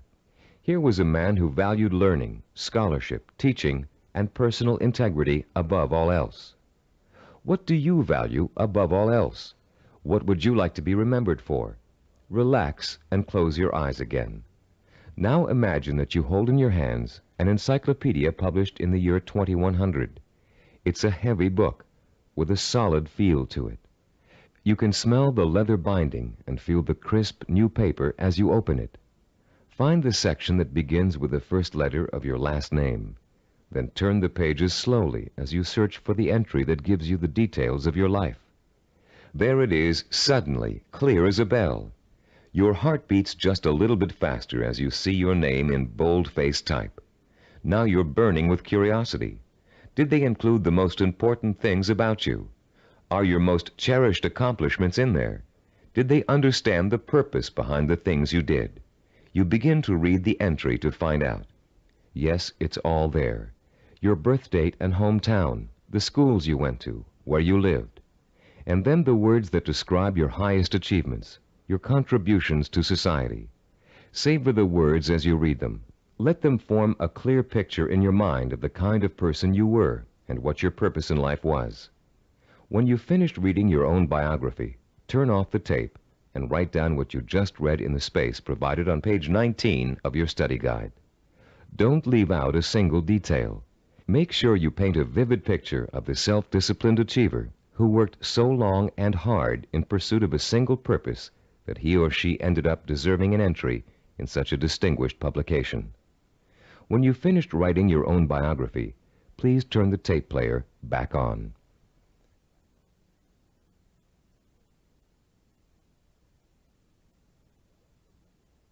Welcome back.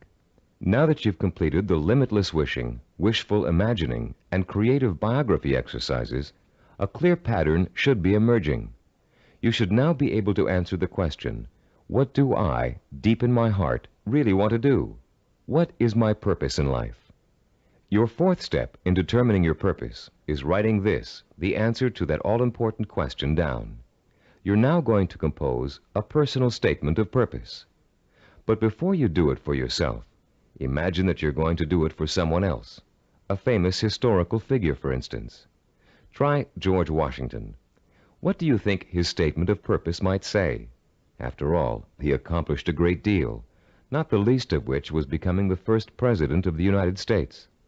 But George Washington never actually intended to become the first president. He was elected because of the kind of purpose he really had. A purpose statement for George Washington might read, I would like to use all my strength, courage, knowledge, and resources to secure liberty and freedom for all my fellow colonists. George Washington was a great statesman and public servant, but there are other kinds of achievers. Amelia Earhart, for example. Even in childhood, she had a definite purpose in mind. It was not to be a famous woman aviator. That came later, as a natural outcome of what she really wanted to do. Amelia Earhart's purpose statement, composed when she was still a child, said, When I grow up, I'm going to have adventures and show the world that women can be as heroic as well as men. A purpose statement can be as general as you want it to be. It can speak of heroism, freedom, social changes, adventure. It's meant to act as a focusing tool, not an actual blueprint for achieving it. You'll learn how to do that later in this program. Turn to page 20 in your study guide and compose your personal statement of purpose. Turn off the tape now while you do it.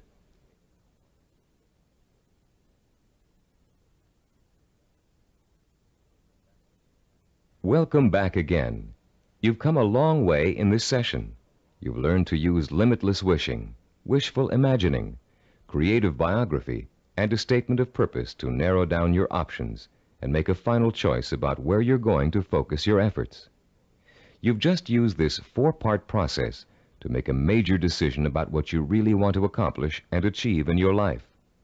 But you can use it again and again, anytime you feel it's necessary, to aid you in making any kind of decision, from the smallest to the most important. This process works equally well for macro and micro decision-making. Whether you know it or not, you're now well on your way to becoming a self-disciplined achiever. You've learned to use one of your richest natural resources, your intuition and imagination. You've discovered what it is you really want to achieve and have written it down as a statement of purpose. You've laid the solid foundation upon which the power of self-discipline is built. We'd like to congratulate you on what you've already accomplished. In our next session, you're going to learn how role models can inspire and teach you to achieve your lifelong ambition. In Homer's The Odyssey, one of the oldest surviving epic poems in the world, there is a character named Mentor. A wise and practical man, Mentor kept everything running smoothly at home, while Odysseus, the hero of the tale, went off for 10 years to have adventures. Mentor played his role so well and gave such wise and true advice that his name has become part of the English language as a representation of what he stood for. The American Heritage Dictionary defines a mentor as a wise and trusted counselor or teacher. This session is about mentors. Few achievers can ever reach their goals without them. Mentors provide you with the kind of inspiration, motivation, and example that can make the difference between achievement and failure. Mentors help you to develop the belief that anything is possible. And mentors allow you to learn through modeling, that is, emulating the person you'd like to be. In ancient civilizations, mentors were revered. In the 18th century BC, there lived a wise Babylonian king named Hammurabi. One of his greatest achievements was developing and drafting mankind's first set of civilized laws, known today as the Code of Hammurabi.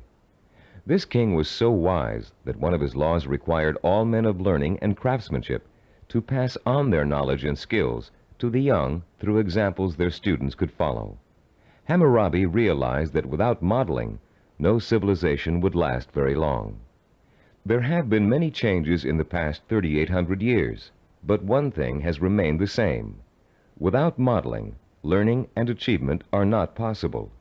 It is a rare person who can forge a new path in society without consciously or unconsciously imitating someone that came before him.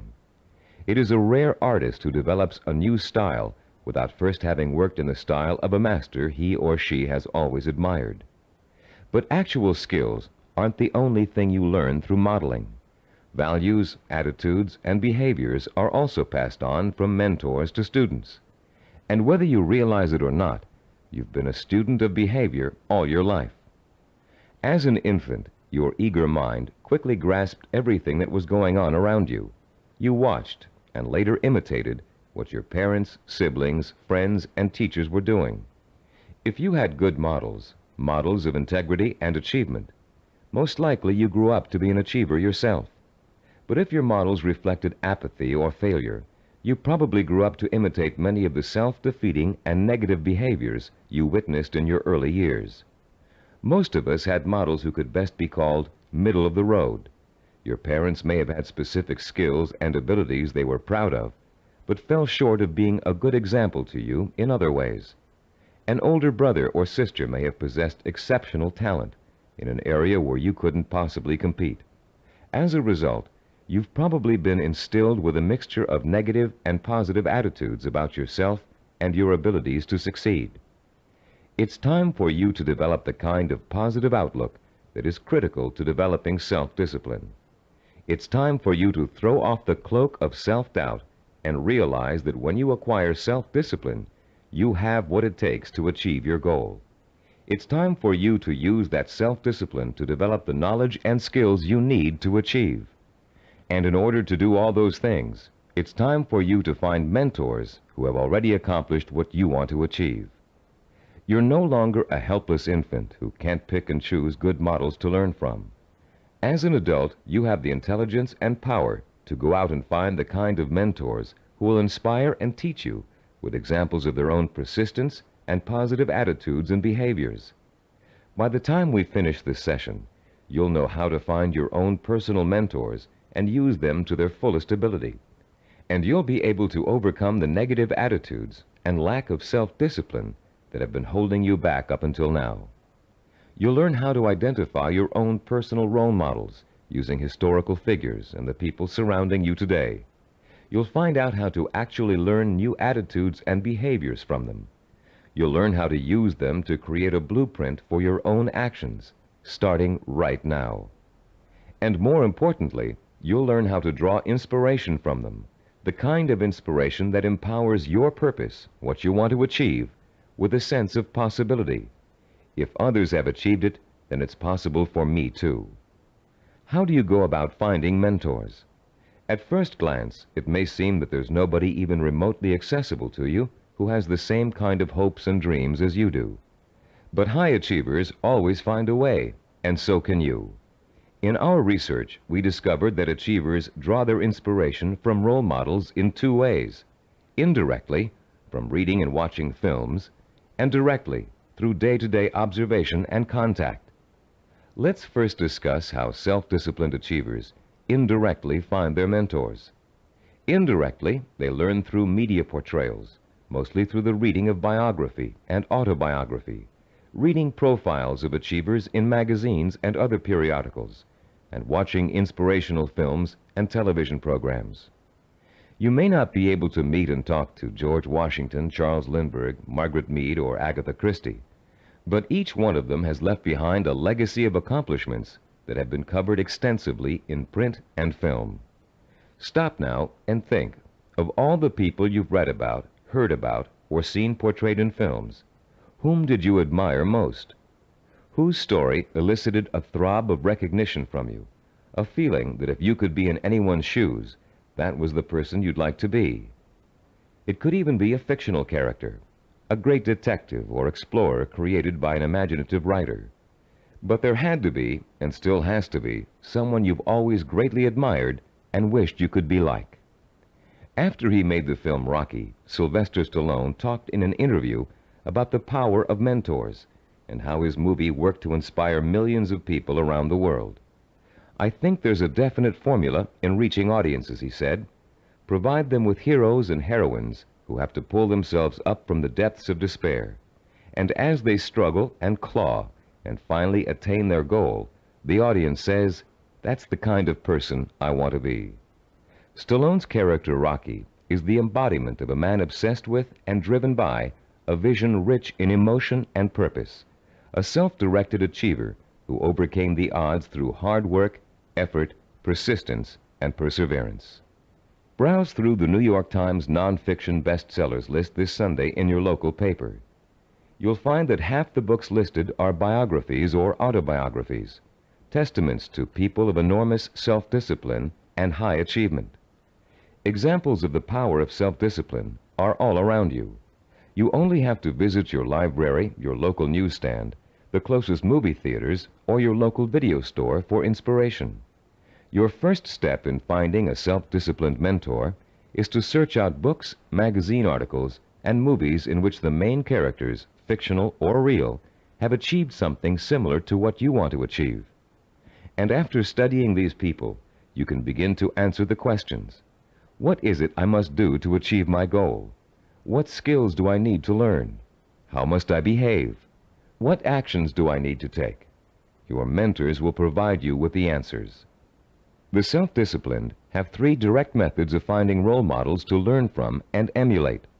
The first is through personal acquaintances. They may have a friend whose business or personal successes have inspired them to take similar routes to the top. Or perhaps there's a family member who has achieved widespread recognition for outstanding contributions to the community. Because these mentors are close at hand, they can be watched from a front row seat. You can observe their attitudes, behaviors, and thinking patterns. You can notice how they solve problems. You can pay attention to how they behave when confronted with setbacks or victories. You can watch these mentors grapple with the issues of everyday life and the larger issue of achievement in a chosen area. But sometimes there just aren't any people who are that close to you who fit the bill of the self-disciplined achiever. You must find other methods of seeking out real-life mentors. The second way self-disciplined people directly find mentors is through what is commonly known as networking. Networking consists of building relationships with the people who can introduce and expose you to positive role models. Networking is not to be confused with social climbing.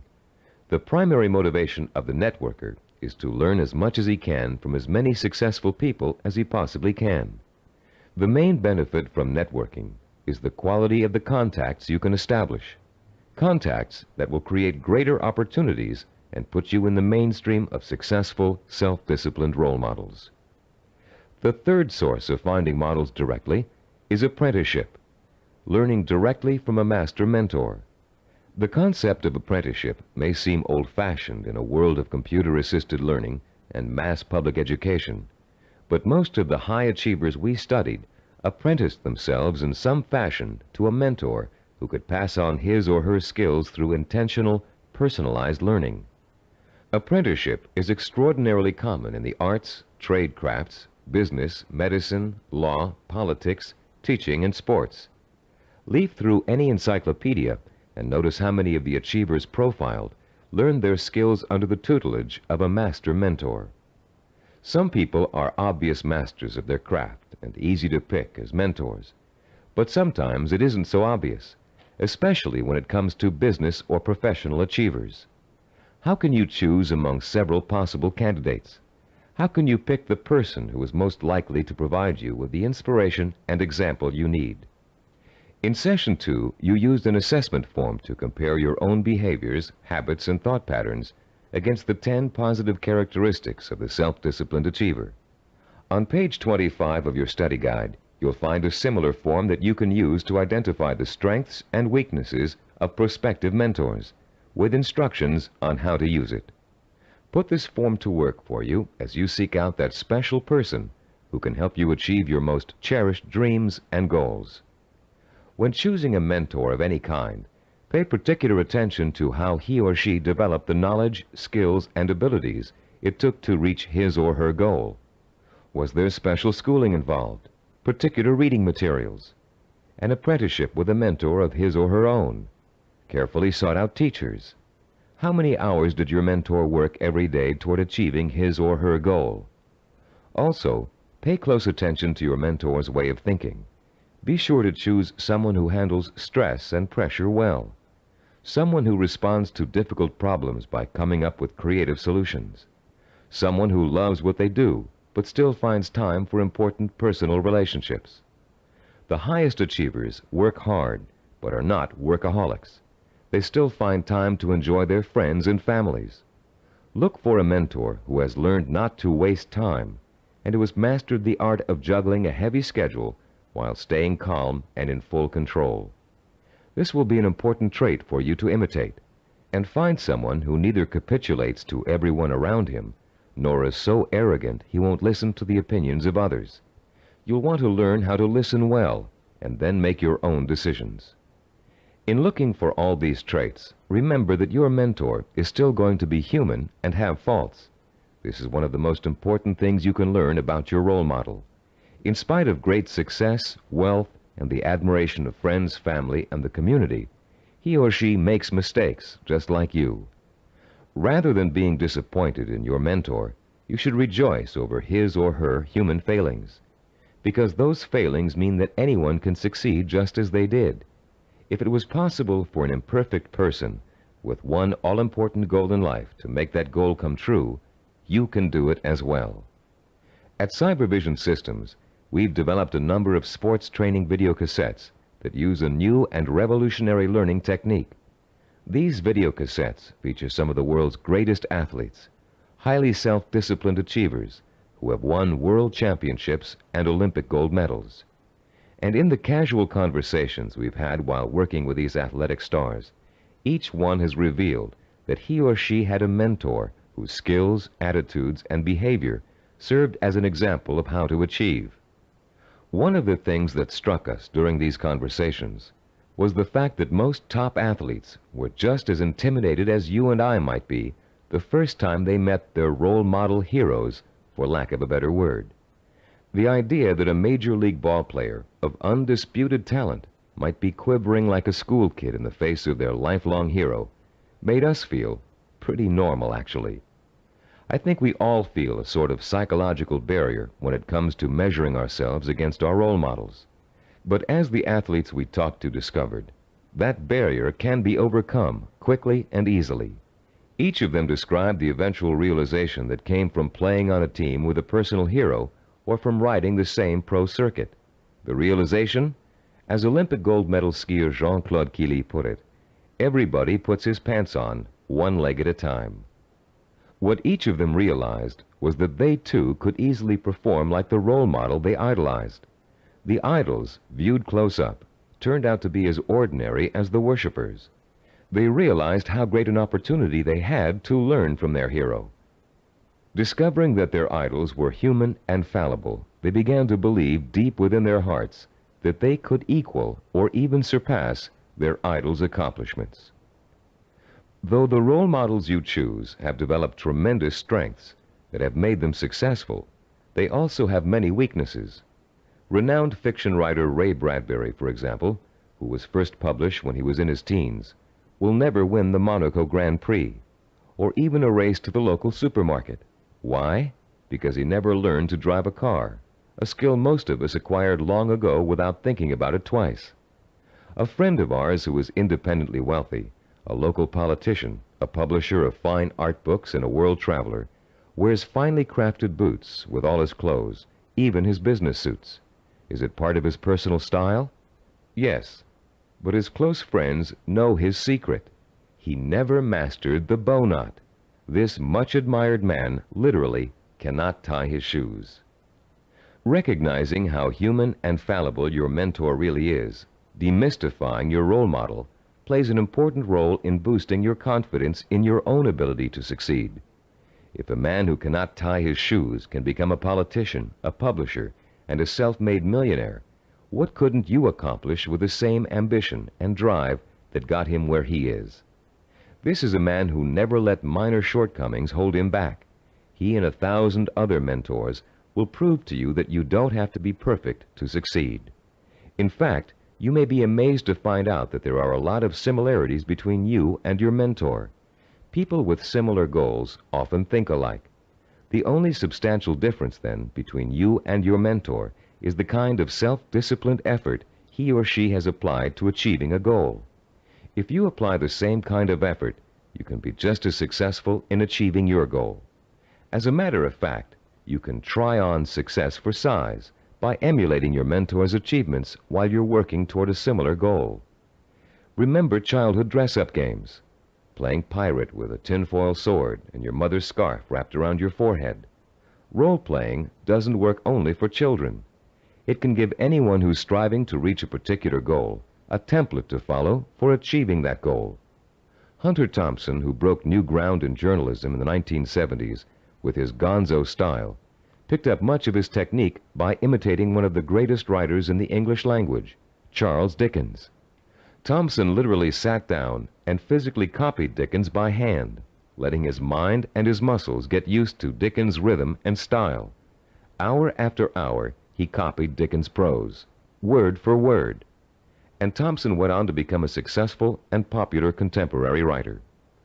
The great 19th century psychologist and philosopher William James contended that if you want to acquire a positive habit or behavior, simply act as if you already have it, and you will. James was aware that the human nervous system is incapable of distinguishing between a physically real experience and a vividly imagined one, which means that once you select your mentor, all you need to do is act just like that person in order to be just like him or her. Remember General Patton? He acted just like Alexander the Great, and he won battle after battle against the Axis. What about Babe Ruth? He imitated Shoeless Joe Jackson and went on to achieve much greater fame than his role model. Or perhaps you've heard of a fictional character named Bunker Bean. Bunker Bean was a timid, weak boy, raised by his parents to think he would always be a failure, and he was. He failed in school, he failed with his friends, he failed in everything he attempted, until one day Bunker Bean ran into a fortune teller who told him he was the reincarnation of Napoleon and was destined to achieve great things. Bunker Bean was shocked out of his usual apathy by this revelation. Going to the library, he took out every book he could find on the legendary Napoleon Bonaparte. He bought posters of Napoleon and hung them up all over his room. And as he studied about the emperor, whom he really believed was his former self, he began to imitate Napoleon's habits, attitudes, and behaviors. Years later, Bunker Bean was a rich and powerful man. He had everything anyone could have asked for. Running into the fortune teller one day, he thanked her for changing his life by telling him about his former self. And to his astonishment, she laughed and told him she had lied to him years before, just to get his money. He wasn't the reincarnation of Napoleon after all. Bunker Bean was crushed. But since he had spent the many years acting like his role model, he found he couldn't shake the habits of success he had acquired. It was then that Bunker Bean realized that everyone is born with the potential to be a great achiever, if they can only believe they are. You don't need a fortune teller to set you on the road to greatness. You do need to find a mentor, study that mentor, realize his or her strengths and weaknesses, and start imitating the behavior that made your mentor the success he or she is today. If you were an actor preparing for a starring role, you'd spend months studying the script. learning your lines and rehearsing your part over and over again until you knew it inside out. Only then would you have the knowledge, skills, and confidence to make a glorious debut. If, as Shakespeare said, all the world's a stage, then finding a mentor is your way of choosing your own starring role. For a while, as you closely observe your mentor and learn the script, you'll be just an understudy. But then, one day, the stage will be yours. Acting as if has remarkable suggestive power. In a book called The Wind Walker, which was made into a powerful film, an aged blind Indian spends his days teaching the ways of warriors. Sitting late at night, reflecting on the day's lesson and the children's reactions to it, he recites a poem to the heavens, part of which goes, "And did you not see the glow of their faces when he called them men, when he called them warriors?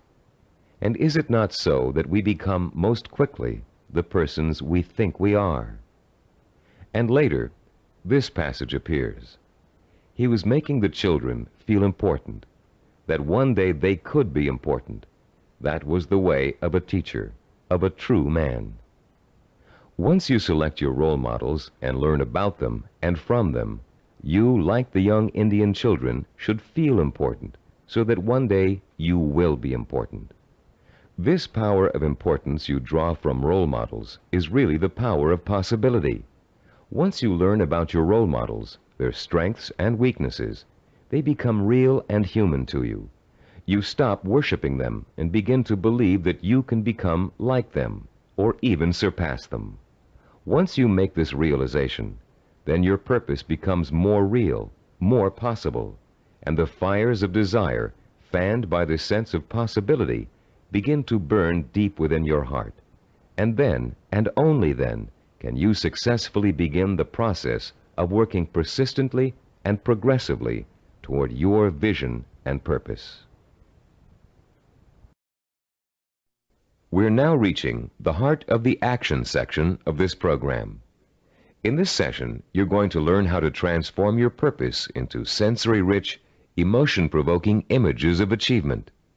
But before we do, let's quickly review the kinds of actions you've taken so far to begin your journey to achievement.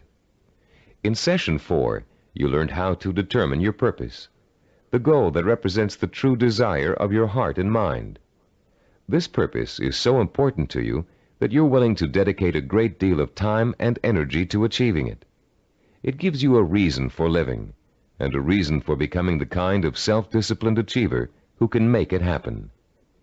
In Session 5, you learned how to identify models of achievement, people who have already attained goals similar to yours. You learned how to turn those models into personal mentors, people who can inspire and teach you to achieve in much the same way they did. You found out how to isolate and identify their talents and habits. You also learned to use your mentors to create a strong sense of possibility, a feeling that if they could do it, so can you. With a clearly defined purpose and a strong feeling of "it's possible for me," you have already broken through the chains of failure that shackle and bind more than 90% of mankind. Most people don't have a purpose. They don't think that they're capable of achieving anything worthwhile. Now you're ready to take another giant step on the road to achievement. In this session, you're going to learn just how to translate your purpose into an emotion-provoking vision. This vision will become so real in your imagination that it will inspire and motivate you to work towards it every minute of every day until you make it come true. What we call your vision of success is a clear, sensory-rich, highly detailed mental picture of what you want to achieve and the rewards you'll experience as a result of its achievement. When this vision of success is linked to your purpose and a strong sense of possibility, it will, like a hot branding iron, burn itself deep into every fiber of your being. Not only will you become obsessed with this vision, but you'll also develop a sense of deep belief in your ability to achieve it. Your vision allows you to make a quantum leap from the sense of possibility to the sure-fired conviction that I know I can do it. You're about to learn a simple but powerful 4-step process for transforming your purpose into a sensory-rich goal. Once you have done that, we're going to give you 5 easy-to-use guidelines that will help implant the goal deep into your mind and nervous system. It will then become a permanent part of you and serve as the fuel that fires your emotion and incites you to purposeful action. Let's now begin to learn about the process of sensory goal setting and how you can use sensory goals to develop what we call a magnificent obsession, a burning desire to achieve your purpose. The first step you must take is to translate the statement of purpose you developed in Session 4 into what we call a sensory goal statement. As you recall, your statement of purpose was a general statement of what you would like to achieve. Your sensory goal statement is going to be much more specific. There are 3 main elements to the statement you are now going to write. First, it must be result-oriented. It must focus primarily on what you want to get out of your achievement. Second, your sensory goal statement must be time-specific. You must determine a point in time when your goal will be achieved. And third, it must be measurable. You must specify a criterion that lets you know when your accomplishment is complete. If you want to become a doctor, for example, your criterion might be finishing your internship and setting up your own practice. If you want to start your own business, your criterion of success might be the day you move into your own offices or hire your first employee. Having a measurable goal gives you the motivation to work towards a specific end. It also lets you measure your progress along the way and take corrective action if you're moving off target. This sense of having a concrete reality to work for, combined with an actual time frame and a result to look forward to, fuels your drive and compels you to work persistently and systematically toward the ultimate success of your endeavors. Let's quickly look at a few examples of how a statement of purpose can be translated into a sensory goal statement. Let's say your statement of purpose reads, "I want to help cure disease." Your sensory goal statement might read like this: "In June of 1989, I will receive a medical degree." If your purpose is to become your own boss, then your sensory goal statement might read, "In January of 1987, I will open up a retail store of my own." If your purpose is to run a marathon, your sensory goal statement might read, "In June of 1986, I will enter the Boston Marathon and complete the 26-mile run in under 5 hours." Now turn to page 29 of your study guide and look at Form 6.1. There's a space there for you to write your goal statement down. Take a moment now to compose and write your sensory goal statement in the space provided. I'll pause for a minute while you do this.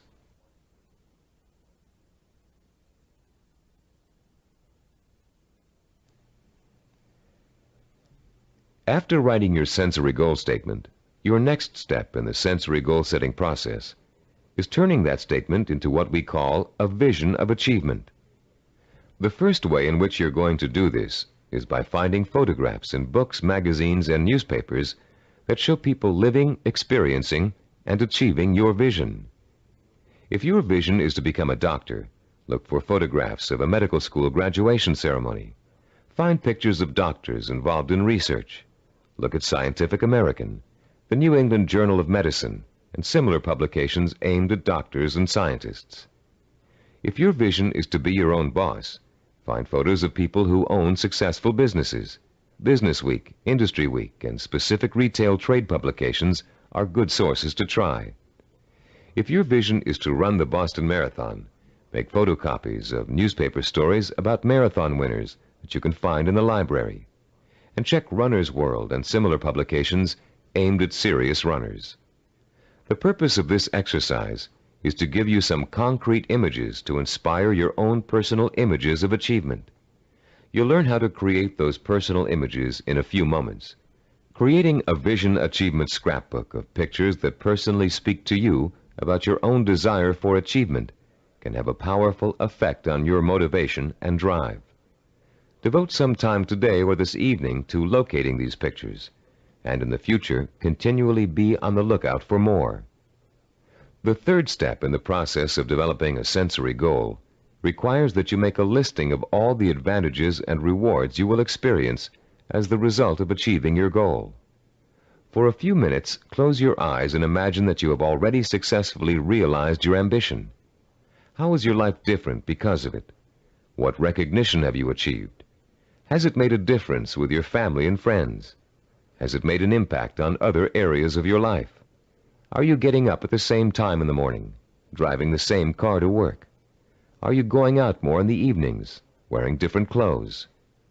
Turn to page 31 in your study guide, and in the space provided on Form 6.3, write down every single reward you can imagine resulting from the achievement of your goal. Don't just write down the general rewards, get as specific as possible. For instance, running the Boston Marathon may greatly boost your self-confidence and increase the respect you get from family and friends. But training for it will also get you into superb physical shape, meaning you'll have more energy, more stamina, more drive. You'll look better, feel better, sleep better, and do a better job at work. Use the photographs from your scrapbook to help you identify all the rewards you can think of that are associated with your goal.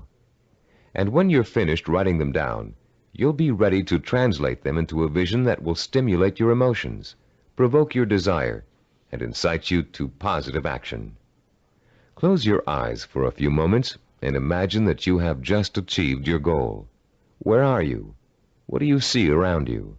Are you indoors, outdoors, in your own home, at the office? Who are you with? Notice every tiny detail of your surroundings, including the texture of wallpaper, the color of the sky, the faces of the people you're with, the clothes they're wearing. Pretend you're going to have to draw a picture of this scene in a moment, so you really need to focus in on every little item so as not to forget it. Now, holding that visual image before you, switch your focus to sounds. What are you hearing? Are people talking to you? Are they congratulating you? If so, what are they saying? Are you hearing the voices of your parents, your spouse, your children, your friends? Are you all watching TV, where a famous newscaster's voice is reciting the story of your achievement? Maybe there's a party being held in your honor, and you can hear music in the background. Concentrate on every single sound you can hear and differentiate. Now, let's add the sense of touch. Are people shaking your hand? Do their hands feel smooth, rough, warm, cold? Are the grips firm or slack? Are you being patted on the back, hugged by your family and friends? Is someone pulling at your sleeve to get your attention? Next, imagine the prevalent smells that are surrounding you. If you're in the middle of a celebration, can you smell the food on the buffet table? Is the fragrance of champagne wafting up from the glass you're holding? Can you smell people's perfume or cologne? Now concentrate on taste. Are you sipping that champagne you were holding a moment ago, eating hors d'oeuvres? Or is the taste of success so sweet that you don't need or want any food? Finally, what are you feeling emotionally? Pride? Satisfaction? Maybe you're feeling relief that the hardest work is behind you. Maybe you're feeling the power of your new position. Perhaps you're feeling the exhilaration that comes with knowing that having achieved what you did, you can now achieve anything. You might even be feeling humble, having come face to face with weaknesses you never knew you had during the long, hard effort to reach success. After you have awakened all of your senses to the sight, smell, taste, touch, sound, and feeling of success, turn to page 32 in your study guide and complete Form 6.4, entitled The Sensory Vision Worksheet.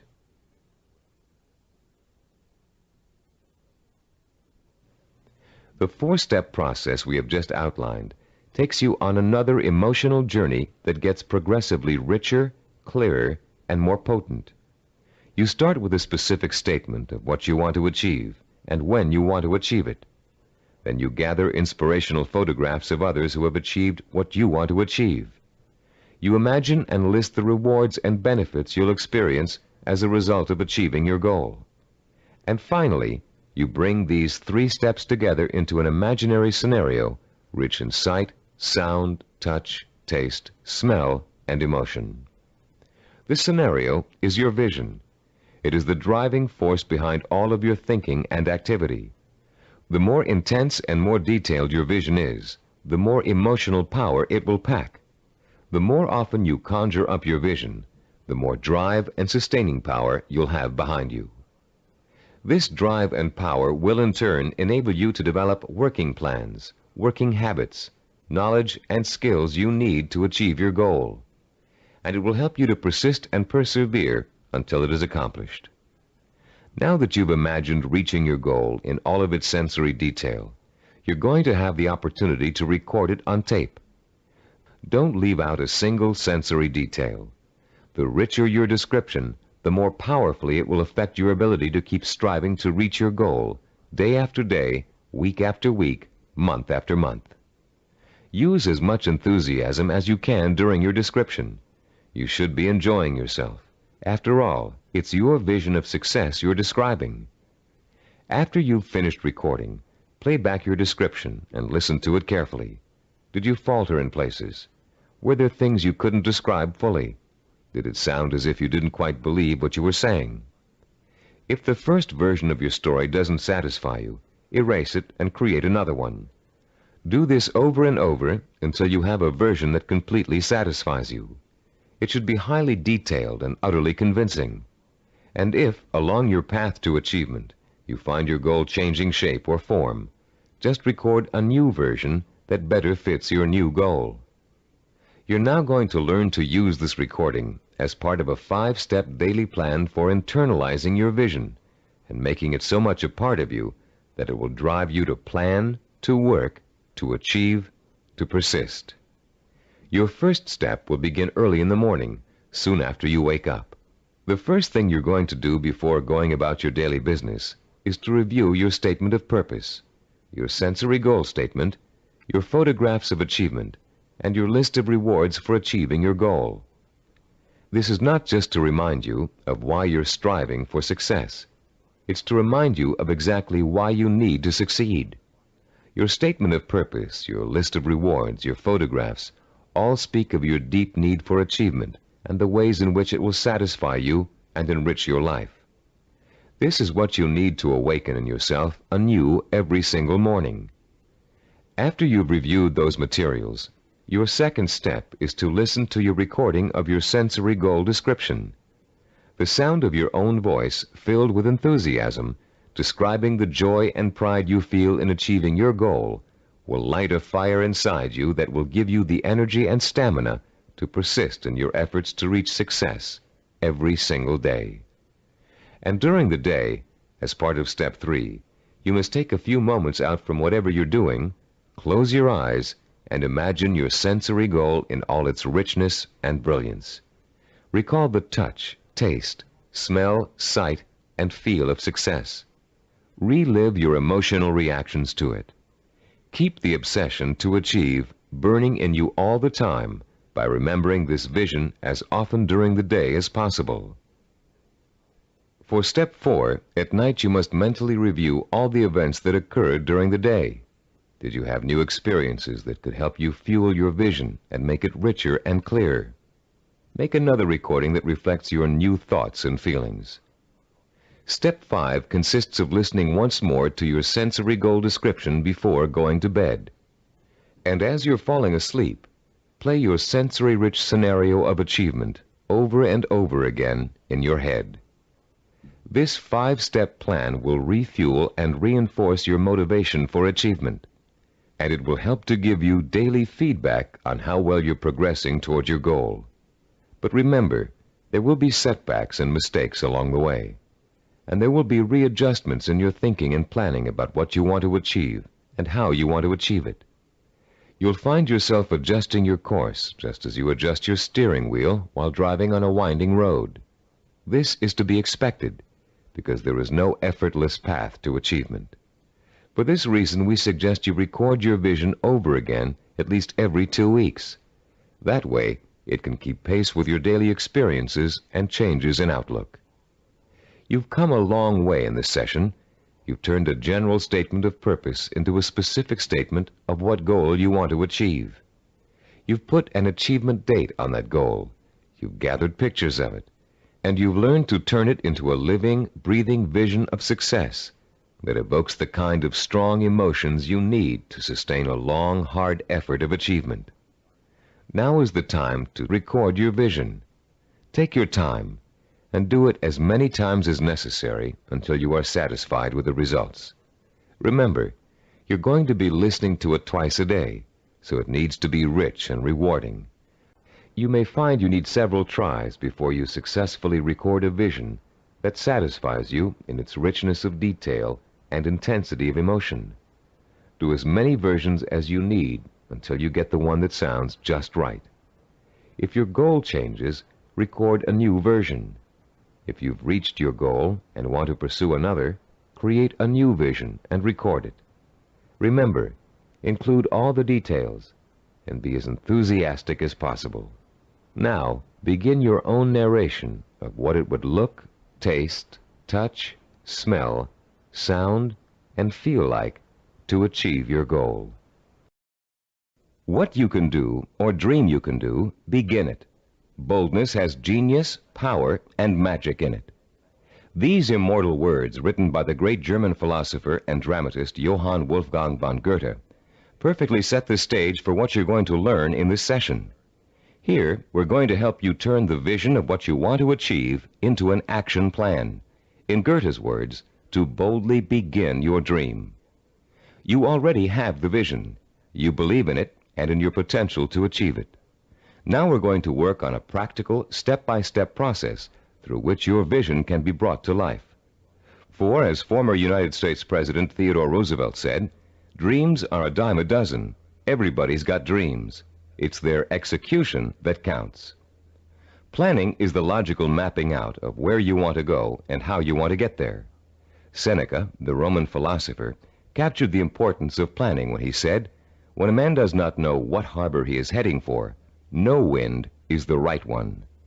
Planning helps you focus your direction and organize both your time and resources.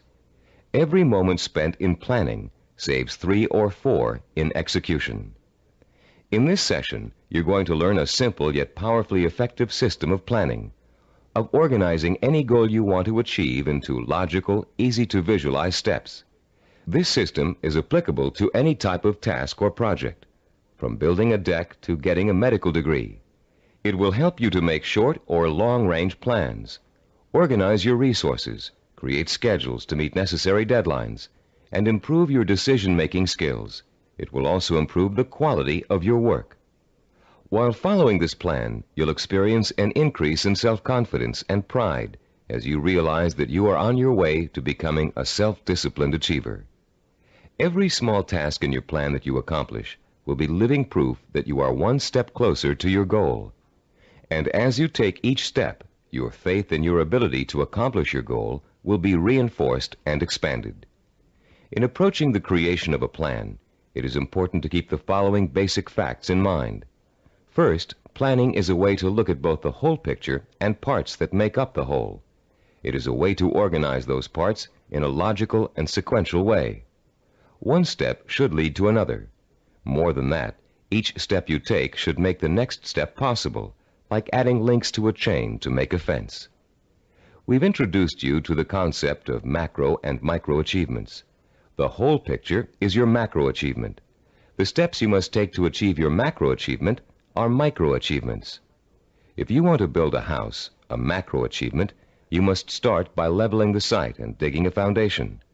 Only after those steps have been accomplished can you go on to pouring the foundation, putting up the framing, putting in electricity and plumbing, finishing the walls, installing the roof, and so on. The second fact to keep in mind is that ideas take time to implement. I won't dwell at length on the subject of time now, since we're going to devote all of Session 8 to time. But I'd like to tell you a short story about a Micronesian island leader named Pialug that illustrates the kind of time and patience it takes to achieve excellence. 50-year-old Pialug is the most respected and powerful man in his community because he's a navigator. His grandfather had told him, "If you learn navigation, you will have a name. You will eat the navigator's food. At sea, you will have more power than a chief." Pialug began learning navigation at the age of 5. Using shells and pieces of coral on sand, his grandfather created models of the constellations to teach him how to chart distance and direction. Pialug learned that at the right time of year, he could simply point the bow of his canoe at the rising star to steer his course. But since the stars rise 4 minutes earlier each evening, the rising star changes position every day. So Pialug also had to learn the positions of the multitude of lesser stars. It took him 45 years to learn every movement of every major and minor star and constellation in the nighttime sky. But having taken the time to learn, Pialug now enjoys the respect, admiration, and status in his community that comes with being a navigator. Like Pialug, you must recognize that it will take time to achieve your goal, weeks, months, or years. Like Pialug, you must develop patience in learning the steps that lead to your goal. With time and patience on your side, you'll be assured of realizing your ambition. And like Pialug, you'll achieve the respect that comes with final accomplishment. A third fact to remember in creating a plan of action is that ideas take concentrated work to come to fruition. Too many people like to think that managing a project means that others do the detail work. They can simply spin out ideas like sparks from a child's pinwheel toy, leaving others to tend the fire. If you leave others to tend the fire, don't blame them if the house burns down. Admiral Hyman Rickover spent over 40 years building America's nuclear submarine fleet. Rickover himself supervised the research, design, construction, and operation of the mighty underwater craft. His reputation as an excellent manager who always got results was only equaled by his talent for engineering. Upon Rickover's retirement, he explained his philosophy of management to an interviewer. "The man in charge," Rickover said, "must concern himself with details.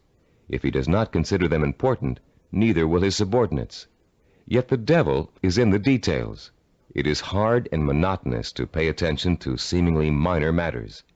In my work, I probably spend 99% of my time on what others may call petty details. Most managers would rather focus on lofty policy matters, but when details are ignored, the project fails. No infusion of policy or lofty ideals can correct the situation." 3 basic elements to keep in mind, then, when creating an action plan. They include looking at the whole picture, taking time to complete each step before you go on to the next, and paying attention to details. A 4th point to remember is planning, and the implementation of a plan is a trial and error process. You will make mistakes. Most of them will be unavoidable and will serve as springboards of learning and refinement. When you make a mistake, learn from it.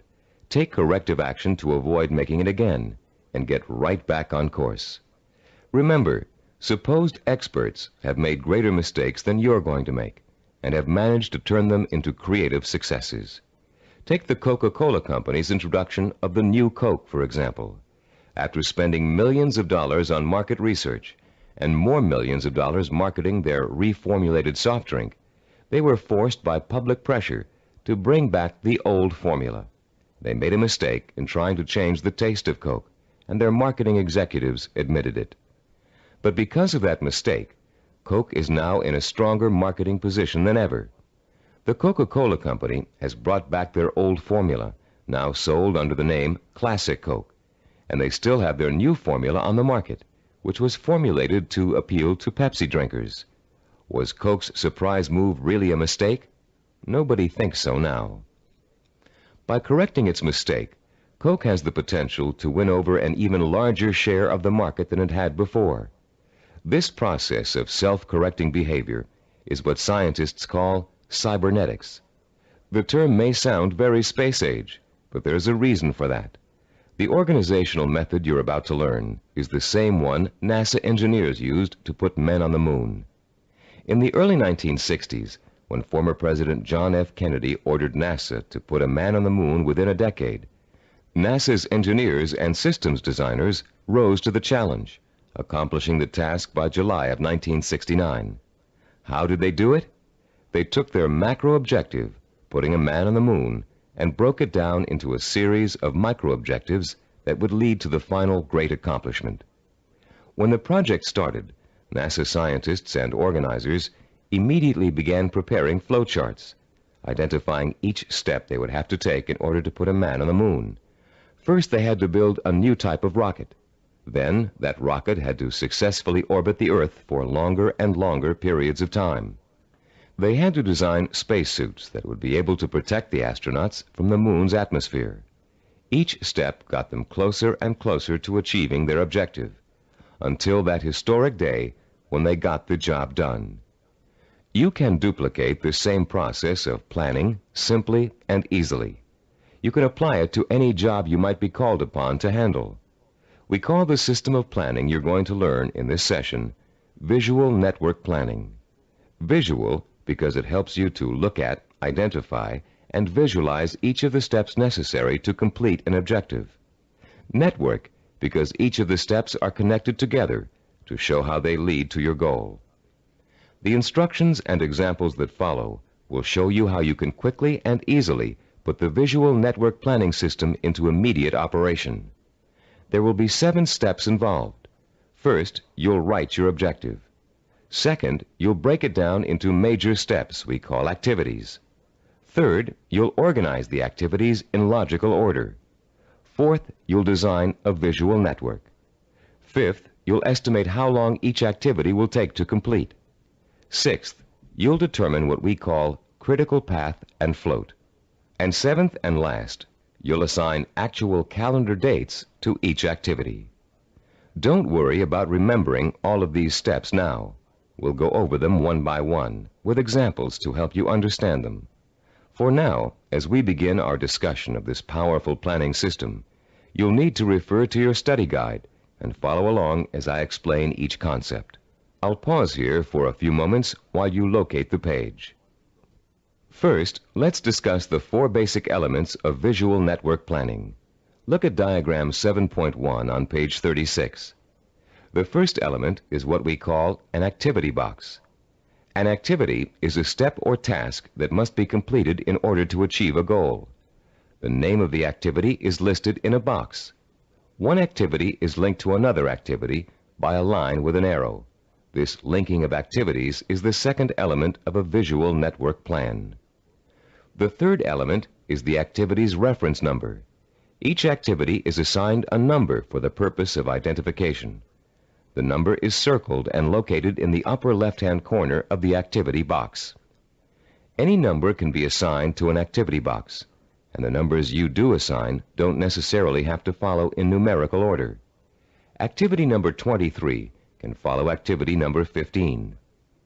The fourth basic element of a visual network plan is what we call duration. Each activity takes a certain amount of time to complete. That amount of time is called its duration. Duration is listed at the bottom right-hand corner of the activity box. It can be represented in minutes, hours, days, weeks, months, or years. Now let's use these elements to build a simple network, a group of linked activities that lead to a goal. Refer to diagram 7.2 on page 36. This diagram assumes that you have some hard winter wheat and a wheat grinder, and you want to make some fresh, hot, whole wheat cereal. How would you develop a simple visual network plan to illustrate all of the steps you must take to end up with a bowl of piping hot cereal? Your first step would be to get a piece of paper and pencil and list your objective on the top. In this case, it would read something like, cook whole wheat cereal from scratch. Your second step would then be to break your objective down into its major steps or activities. In this case, there are 2 major activities involved. The first is grinding the wheat. The second is cooking the wheat. Third, you would then put the activities into their logical order. In our example, the wheat must be ground before it can be cooked. And fourth, you would construct a visual network plan in which the 2 steps are placed in activity boxes with reference numbers, durations, and linked arrows. We have already developed the visual network plan for this objective in diagram 7.2. As you can see, activity number 2 is grinding the wheat. Activity number 4 is cooking the wheat. When activity number 2 has been completed, having taken 2 minutes, activity number 4 is ready to begin. Activity number 4 takes 7 minutes. Reaching your goal of making a bowl of fresh, hot, whole wheat cereal takes a total of 9 minutes. This simple visual network plan shows you how many activities you need to complete before your goal can be accomplished. In this case, 2. and how long each activity will take. In this case, 2 minutes and 7 minutes. The example is very elementary. If you look at diagram 7.3 on page 37, you'll see a slightly more complex visual network plan. In this case, our goal has 2 activities that are dependent upon the completion of 1 activity. Here our goal is to get both a car and a motorcycle out of a garage. Neither can be accomplished without opening up the garage door. Notice also that activity 5, labeled Getting the Car Out of the Garage, is independent of activity 7, labeled Getting the Motorcycle Out of the Garage. Both activities 5 and 7 can be accomplished at the same time, providing you have someone to drive each vehicle and providing the door is opened first. In this example, note that 5 of the 7 steps of visual network planning have been completed. 1, the objective has been written. 2, the major steps of the project have been identified. 3, the steps have been put into a logical order. 4, they have been organized into a visual network. 5, each activity has been assigned a time estimate for completion. Now let's examine step 6, the concepts of critical path and float. To help you follow along in our explanation, turn to page 38 of your study guide and look at diagram 7.4, titled Critical Path and Float. As you can see, we have expanded our visual network plan for cooking cereal to one for cooking and eating cereal. The new objective is to prepare and eat freshly ground whole wheat cereal in 15 minutes. Look at the visual network plan. You now have 3 separate paths that come out of activity 3, grinding wheat. Going from the top down, the first path is made up of activities 3, 5, and 11. The middle path is composed of activities 3, 9, and 11. The bottom path includes activities 3, 7, and 11. Look at the 3 paths individually and total up the amount of time each will take. The middle path will take a total of 14 minutes to complete. The top path takes only 8 minutes. The bottom path takes 9 minutes. Look at your objective again. Your goal is to cook and eat the cereal within 15 minutes. If you are to complete your objective on time, the activities on the longest path must all be completed on schedule. The longest path on a visual network plan is known as the critical path. The activities on the critical path are called critical activities and are vital to the success of the project. The non-critical activities, those not on the critical path, can be delayed without affecting the result. These activities have what is called float. Float is the amount of time an activity can be delayed without affecting the completion of the project. In diagram 7.1, grinding the wheat, cooking the wheat, and eating the cereal take the longest amount of time and are thus on the critical path. Getting the bowls and milk can be delayed without affecting the schedule. Therefore, they both have float. Diagram 7.5 on page 39 is the visual network plan we use here at Cybervision Systems to develop our programs.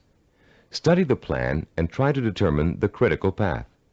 Which activities take the longest amount of time to complete? As you can see, activities 11, 13, and 15 are on the critical path. Activities 17 and 19, and 21 and 23, which take a total of 10 weeks to complete, have 6 weeks of float. Because of the amount of time it takes to complete the critical path, these activities can be delayed for 6 weeks without affecting the schedule. On the other hand, if any of the activities on the critical path are delayed, the whole project will be late. Identifying the critical path of your project enables you to gain control by knowing what your priorities are. You can then concentrate your efforts on getting those priority items done, letting the others float until you have time to take care of them too. The 7th step in developing a visual network plan is to assign calendar dates to each of the activity boxes. Once you're ready to commit your project to firm starting times, you must insert completion dates for all activities along the critical path. For example, if we were to begin our audio program development on January 5th, and the first activity on the critical path, developing a program idea, has a duration of 1 week, then the activity box showing the completion of this task would have a target date of January 12th. That date, and all others on the critical path, must be met in order for the project to be completed on time.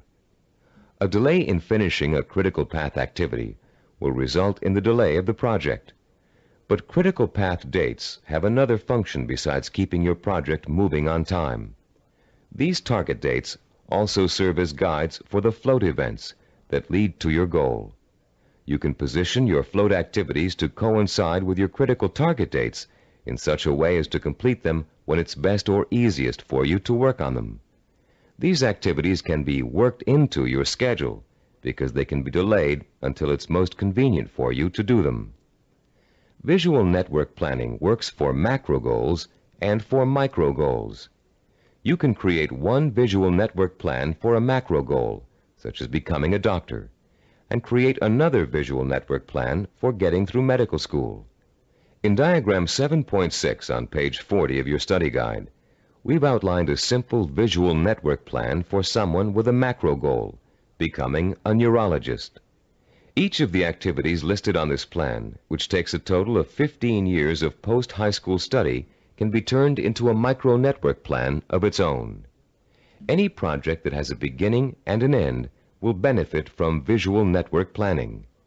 Before embarking on your plan for accomplishing your macro goal, we suggest you try this organizational method out on something smaller, so you can see the results in a matter of a few hours or a few days.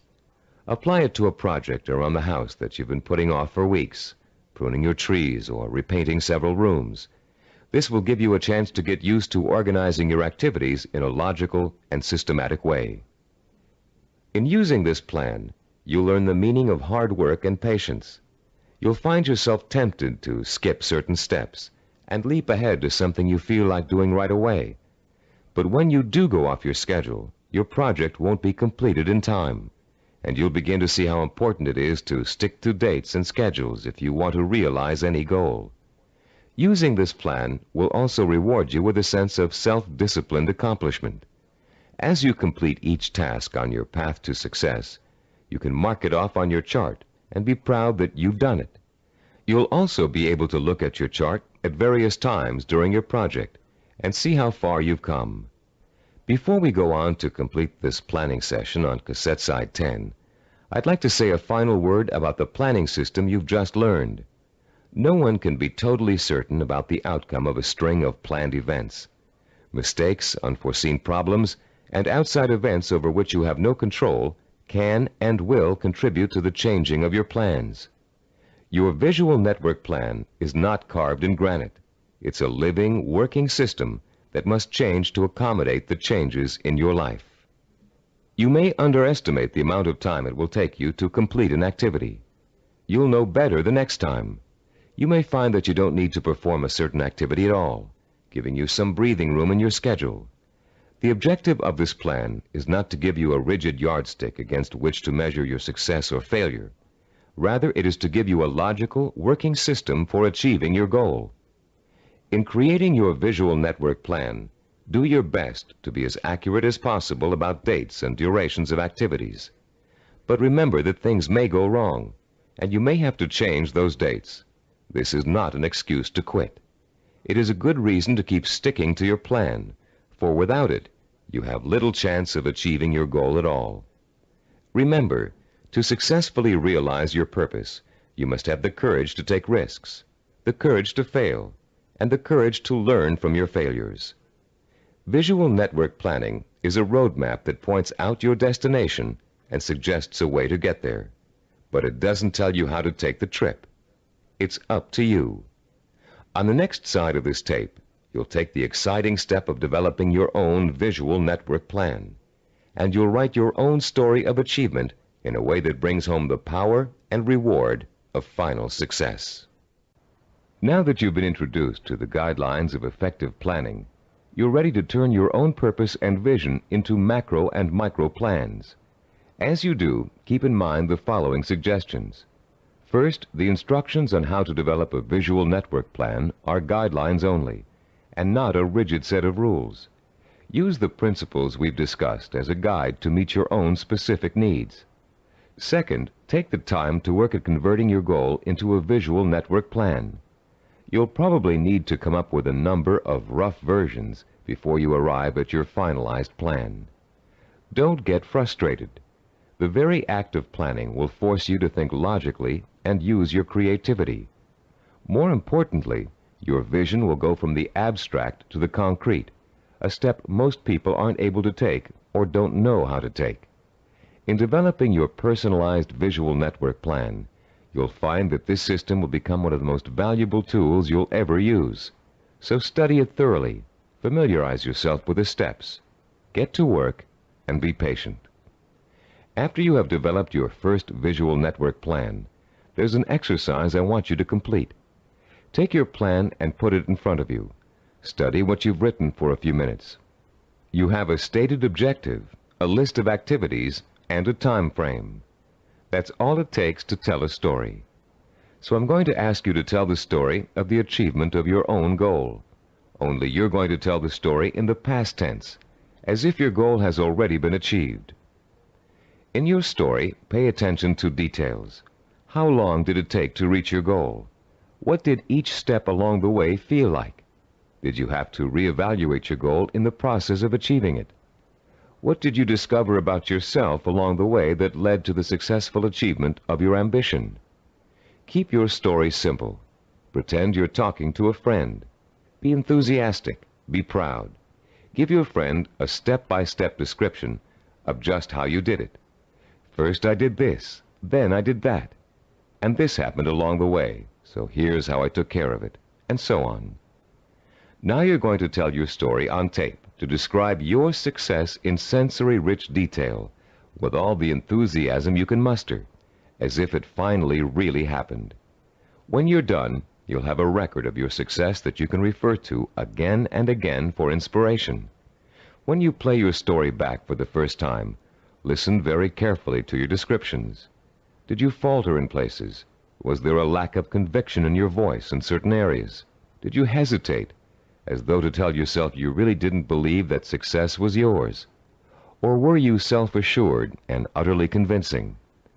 If the first version of your story doesn't satisfy you, erase it and create another one. Do this over and over until you have a version that completely satisfies you with its richness of vision and inner strength. When you achieve your goal, you can use this same method of storytelling in pursuing another one. Always make sure that your story rings true and offers real inspiration to you when you hear it.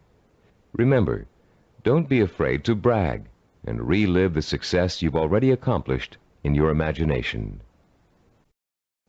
You've already taken an important step in mastering the science of self-discipline by learning how to turn your most important goals into step-by-step plans for achievement.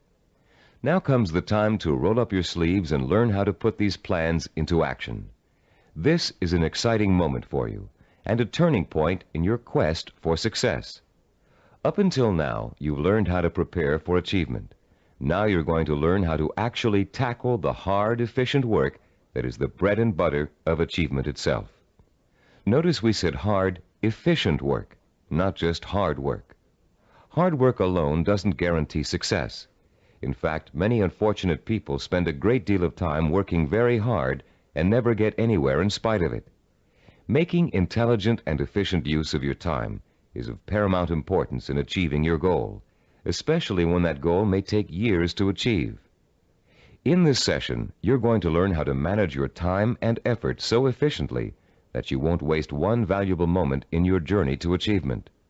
You'll learn how to find time in an already busy schedule to work on the micro tasks that make up the stepping stones to your macro purpose. You'll find out why what we call seasoning, a special way of looking at time, is so critically vital to your success. You'll learn how to actually quicken time, make hours seem like minutes, weeks seem like days, and years seem like months. And you'll learn once and for all how to develop the do-it-now habit, allowing you to permanently overcome the world's #1 cause of failure, procrastination. By the time you finish this session and complete the corresponding exercises in your study guide, you'll be equipped with a new attitude towards time and achievement, and you'll be ready to begin systematically putting your step-by-step plans into purposeful, disciplined action. Let's now begin exploring the fascinating principles of using and managing time that can make the difference between success and failure. To begin at the beginning, let's talk a little bit about the relationship between time itself and achievement. We all know that it takes time to accomplish something. Depending on what you'd like to accomplish, it may take a little bit of time or a great deal of time. The same goal can also sometimes be achieved in less time or more time, depending on how good a job you want to do in achieving it. Think about any small task you might be confronted with around the house. Let's say one of your doors is stuck and needs planing in order for it to open and close easily. There are lots of ways you could accomplish that task and lots of shortcuts you could take. But in order to do a really good job, you know you should measure the door and doorway opening, figure out how much wood you need to remove, take the door off the hinges, and mount it on a sawhorse and plane it down until it reaches the right size. This approach may take longer than some others you can think of, but it's the best way to achieve your goal. And when the job is done properly, you know that door will never get stuck again. The person who takes the time to do the job right is the epitome of the self-disciplined achiever. Someone who has learned not to worry about time, but use it to its full potential to achieve a goal in the best way possible. None of your goals are going to be as simple as this one to accomplish, but the principle remains the same. To achieve with excellence, you're going to need a long period of time in which to allow your knowledge and skills to mature and grow. This is the concept of time that we call seasoning. Seasoning is a law of nature. All things take time to come to fruition. People, in their impatience to get what they want without going through this growing process, often end up stunting their own personal growth and making true success impossible. Shortcuts only lead to mediocrity and failure. Scientists, philosophers, artists, and statesmen have always recognized the importance of seasoning in accomplishing any goal. When asked by an impatient student how long it would take to become a master teacher, the Roman philosopher Epictetus replied, "Nothing comes into being all at once, not even the grape or the fig. If you say to me now, 'I want a fig,' I shall answer, 'That requires time.' Let the tree first bring forth tender blossoms. Let the blossoms endure the weathering of the sun, wind, and rain. Let the tree then put forth its fruit, and finally, let the fruit ripen." Cybervision founder Steve DeVore recalls learning about seasoning the hard way. "When I was 5 years old," he said, "I planted a garden in my backyard. Because I didn't understand how seeds grew, I would go out and dig them up every day to see if they'd sprouted yet. I hardly watered them, and I didn't weed them regularly as I should have. Because I was so impatient and neglectful, my plants never got the chance to grow properly. And when harvest time came, my vegetables were pitifully small and undeveloped. I had a friend next door, a slightly older boy who understood the principles of gardening. He let his plants grow and ripen in their own time, helping them along with regular watering, fertilizing, and weeding. He enjoyed a bountiful harvest that summer, and I learned a lesson about patience and self-discipline." All great achievers not only understand the concept of seasoning, but they value it greatly. They know that success cannot be hurried. They know that to try to hurry it is to ruin it. They understand that every step along the road to achievement is a necessary one and a small achievement in itself. And they also know that getting there can and should be half the fun. Self-disciplined achievers are willing to pay the price of time to realize their ambitions. They are not intimidated by the thought of having to work and study for 5, 10, even 15 years. Their commitment to a goal is absolute, and their vision of success is unwavering. The self-disciplined achiever knows that if what he wants will take 5 years to achieve, the 5-year effort will be worth it. He knows that those 5 years are going to pass anyway, and he has a choice about whether to spend them preparing for success or wasting the time thinking and dreaming about what he'd really like to do. For the self-disciplined achiever, there is no choice. He'll gladly spend those 5 years working and studying to achieve his goal. Does several years seem like a long time to you? Think how fast the last 5 years of your life have gone by. What did you do during that time to make achievement possible? If you had been working steadily towards your goal all that time, you could have achieved it by now. Let's say you're 34 years old and your dream is to become an architect. You know it will take you 6 years of schooling and apprenticeship before you can get a good job with a respected architectural firm. But that means you'll be 40 years old by the time you reach your goal, and you feel you just can't wait that long. Stop and think. You're going to be 40 years old in 6 years whether you study architecture or not. And if you choose not to study it now, in 6 years, you'll be in the exact same position, wanting to be an architect and knowing it will take you 6 years to get there. Only by then, you'll have to work until you're 46 to achieve your goal. You can get there in 6 years by starting now, or you can choose to give up hope of ever getting there at all. If you really want to achieve your goal, 6 years won't seem like such a long time. As you'll find out later in this session, to the self-disciplined achiever, the 6 years will go by very fast. Impatient people want things to happen overnight. In the words of French philosopher Blaise Pascal, they anticipate the future as too slow in coming. And in being unwilling to devote hours of time to the kind of seasoning it takes to become accomplished at anything, they waste their lives by doing nothing at all, and they wonder why they always feel so unfulfilled. How many youngsters have you known who came home from a rock concert determined to learn to play the guitar? It looked easy when the group on stage was playing, so the youngster goes out and buys a guitar and takes his first few lessons. And all of a sudden, it becomes apparent that it's not easy. It's going to take years of hard work and effort to learn to play really well. So the youngster loses interest and gives up, bored with the tedium of practicing scales for hours. Yet the professional musicians he's watched have put in years of practice to get where they are, and where the youngster would like to be. The great artist Pablo Picasso was once approached by an admiring woman in a restaurant. Having recognized him, she asked him to draw something, anything, on a napkin for her. She told him she'd pay him whatever he thought was fair, if only he would provide her with this impromptu work of art. Picasso agreed and spent 5 minutes drawing a picture on the napkin. When he was finished, the woman picked the napkin up in delight. How much did he want for the picture, she asked. Calmly, Picasso replied, $10,000. Dumbfounded, the woman began to argue with him that a picture drawn on a napkin in 5 minutes couldn't possibly be worth that much. But Picasso just smiled and said, Madame, it may have only taken me 5 minutes to draw the picture, but it took me 40 years to learn how to draw it. 40 years. Does that seem like an interminable amount of time? To a master artist seeking the ultimate expression of his talent, a great scientist seeking a cure for disease, or an ambitious businessman trying to turn a small company into a Fortune 500 corporation, 40 years can seem to fly by overnight. To the dedicated, self-disciplined achiever, time is nourishment for what he wants to accomplish.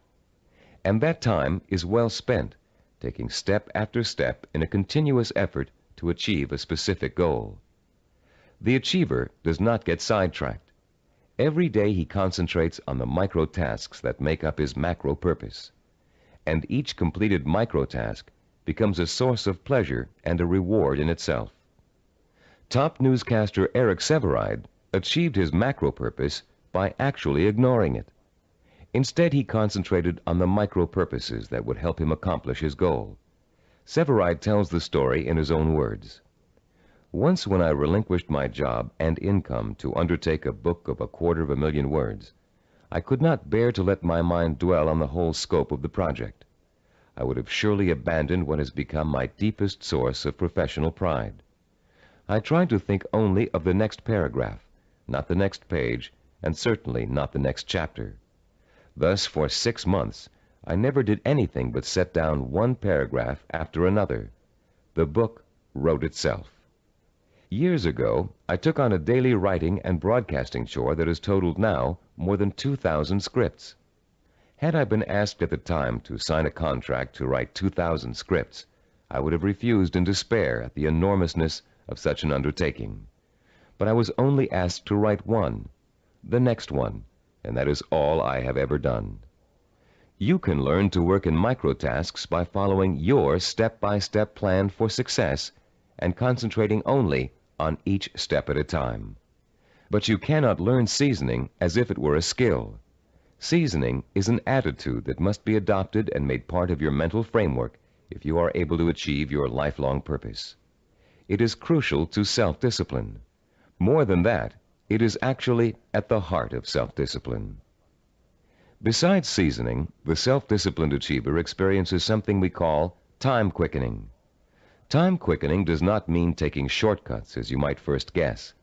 Rather, it represents what happens to your perception of time as you become involved in the pursuit of your goal.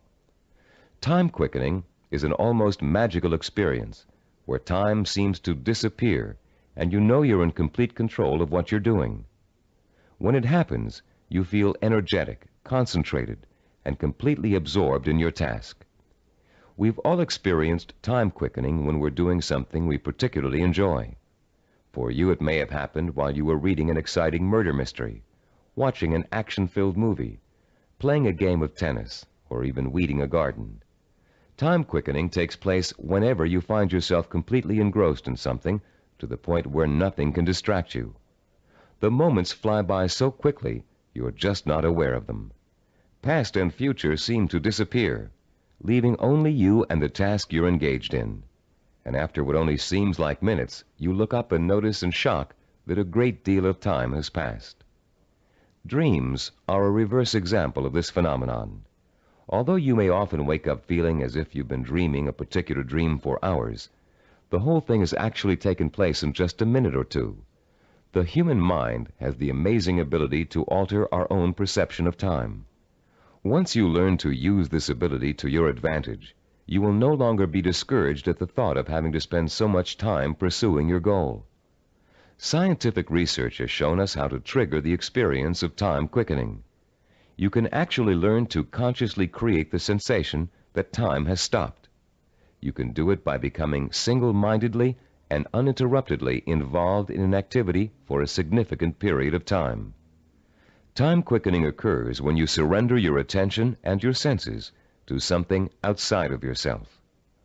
There are 6 steps you can and must take to experience the benefits of time quickening.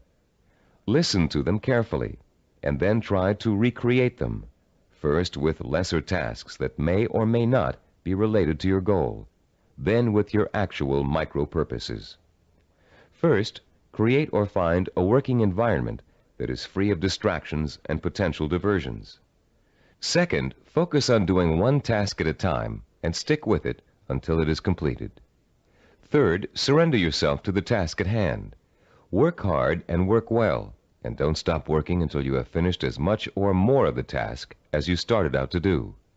Fourth, plan to work uninterruptedly for a significant span of time, several hours if possible. Fifth, don't watch the clock as you work, and don't continually compare how much you've accomplished against how much you still have to do. Sixth and last, stop working when your thinking becomes muddled due to fatigue. The first few times you try using these 6 steps, you may have a hard time following them all. But the more you practice, the easier it will get. And soon you'll notice that time seems to be flying by quicker and quicker every time you sit down to work. Time quickening makes work enjoyable and helps prevent the normal wear and tear of work on your mind and your nerves. It is the antidote to burnout and the key to maintaining a healthy emotional balance during long hours of effort. Time quickening will enable you to successfully complete the string of microtasks that over an extended period of time will take you closer and closer to the completion of your macro goal. And if your goal is years away, time quickening will make it seem to all happen so quickly that the illusion of overnight success will almost seem as if it's coming true. Using time quickening to follow a step-by-step plan for reaching a goal is one way to make that goal appear closer than it really is. But time quickening won't do you any good if you find you can't even get started on your micro-tasks. For most people, the biggest enemy of success is procrastination, postponing doing the work you know you must do in order to accomplish your ambitions. Like most people, you may think procrastination is relatively harmless, a trivial problem that you don't really need to worry about. But there's nothing trivial about a habit that is the cancer of self-discipline. Procrastination is an achievement killer, and unfortunately, the more often you succumb to it, the more habitual it gets and the harder it is to deal with. Procrastination is a serious deterrent to self-discipline, and it takes a serious effort to overcome it. In the next part of this session, we're going to explore some common reasons for procrastination and the most effective ways of overcoming the would-be achiever's most self-defeating habit. Psychological research tells us that chronic procrastinators fall into three groups. The first group fears failure. The second group fears success. And the third group uses procrastination as a way of rebelling against authority. Let's examine each of these groups to see how they turn their own psychological problems into reasons for procrastination. The first type of procrastinator may actually already be a successful business person or professional, but he or she is successful only up to a point. These people set such high standards for themselves that they live in constant fear of not being able to meet those standards. They cripple their own efforts to succeed by working at less than their capacity, so they are never really challenged and therefore never will fail. People who are successful early in life, usually in school or in an athletic career, often turn into this type of procrastinator. Take Sarah, for example, a city planner who graduated at the top of her class from Stanford University. Soon after graduation, Sarah joined the planning director's office in a major West Coast city. One of her duties is to generate reports for her boss to use in making important presentations.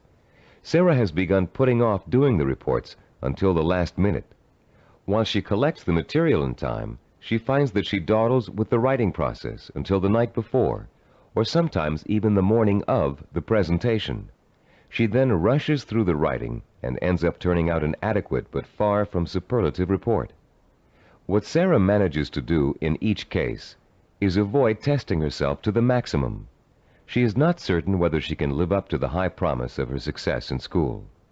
By putting off her work till the last minute, she doesn't have to find out the truth about her abilities, because of course at the last minute, nobody could be expected to turn out a perfect report.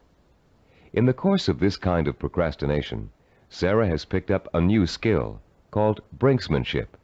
She flirts with catastrophe by not doing her work in time, then pulls herself out of the brink at the last minute.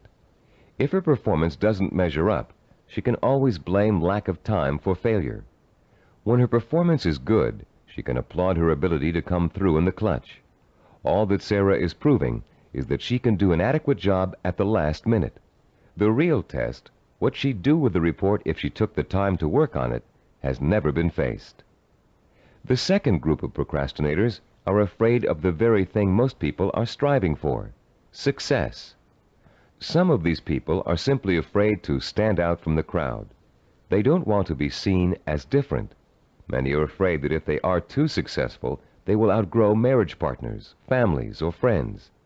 These people limit their own performance, actually holding themselves back, because they fear the kind of change success may bring to their lives. The third group of procrastinators is constantly rebelling against authority. These are the people who put off doing their work because it gives them a feeling of control over their boss. Rebellious procrastinators spend their lives reacting to a fear of being controlled or dominated. Whenever something is expected of them, they react by procrastinating just to prove that they are the ones in power. If you're a procrastinator, you probably fall into one of these three groups, or you may find you have a little bit of each type of procrastinator in you. Understanding the reason for your procrastination is your first step towards overcoming it. It's especially important for you to realize how self-destructive and self-defeating procrastination is. Whether you're rebelling against someone or responding to an inner fear, procrastination will eventually hurt you in everything you try to do. There are a number of techniques you can use to help overcome the habit of procrastination and replace it with energetic, efficient, inspired action. William James, the great Harvard University psychologist and philosopher, who already taught us in Session 5 the value of acting as if we are what we want to be, has a very practical solution to procrastination. James suggests, do something every day for no other reason than you would rather not do it at all. Listen again. Do something every day for no other reason than you would rather not do it at all. What James is really telling you to do is to replace the habit of procrastination with the habit of action. As soon as you catch yourself thinking, well, I won't do that now, I'll do it later, you must immediately do whatever it is you're procrastinating about. Self-disciplined achievers also use two special time management techniques to overcome the tendency to procrastinate.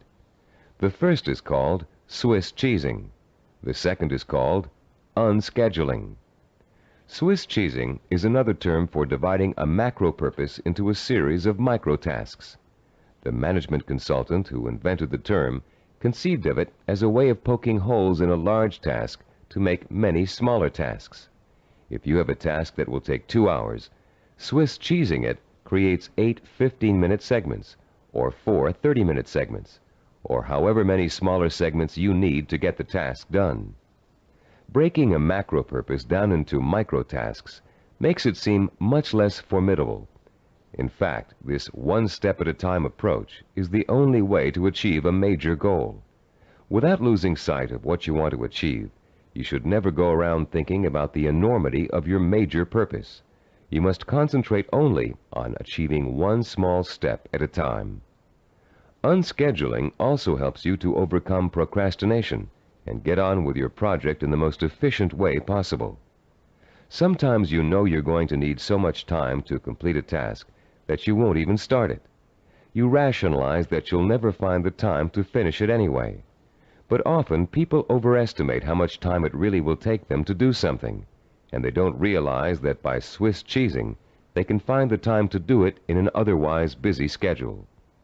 Turn to page 45 of your study guide and look at Form 8.1.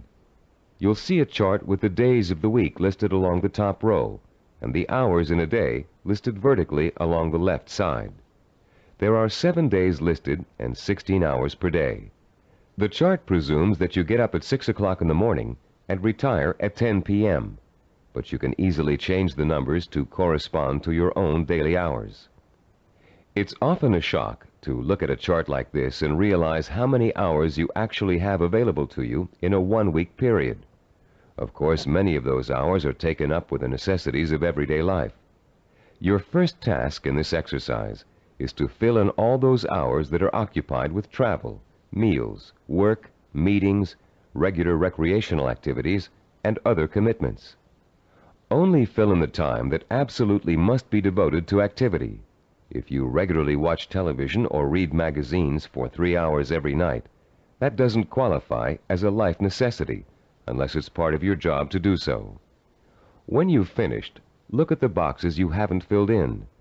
These represent your free time, time you have full control over and can devote to your own micro projects. You may be amazed to find that you easily have 20 or 30 hours per week of free time to devote to your project. And if you include time that's spent commuting on a bus or train, the hours may add up to considerably more than that. Once you've ascertained when and where your free time occurs, you can begin allocating that time to your micro projects. When the hour arrives to start working, remember William James' advice and do it now. Work uninterruptedly during that time, taking scheduled breaks only as necessary. And don't allow yourself to get sidetracked. Working uninterruptedly means learning to say no when people try to take you away from your work. If a friend calls up and asks you to go bowling while you're working, you must learn to refuse. Make a date to go some other night, but complete your working hours in the time you've allotted to them. Let your family know that you're serious about completing your tasks. Schedule time to enjoy being with them, and let them know that when you're working, you are not to be interrupted. After successfully completing each work session, fill in the blank hours on your chart with a special colored pen or pencil. Choose a name for your project and fill in the blanks with that name.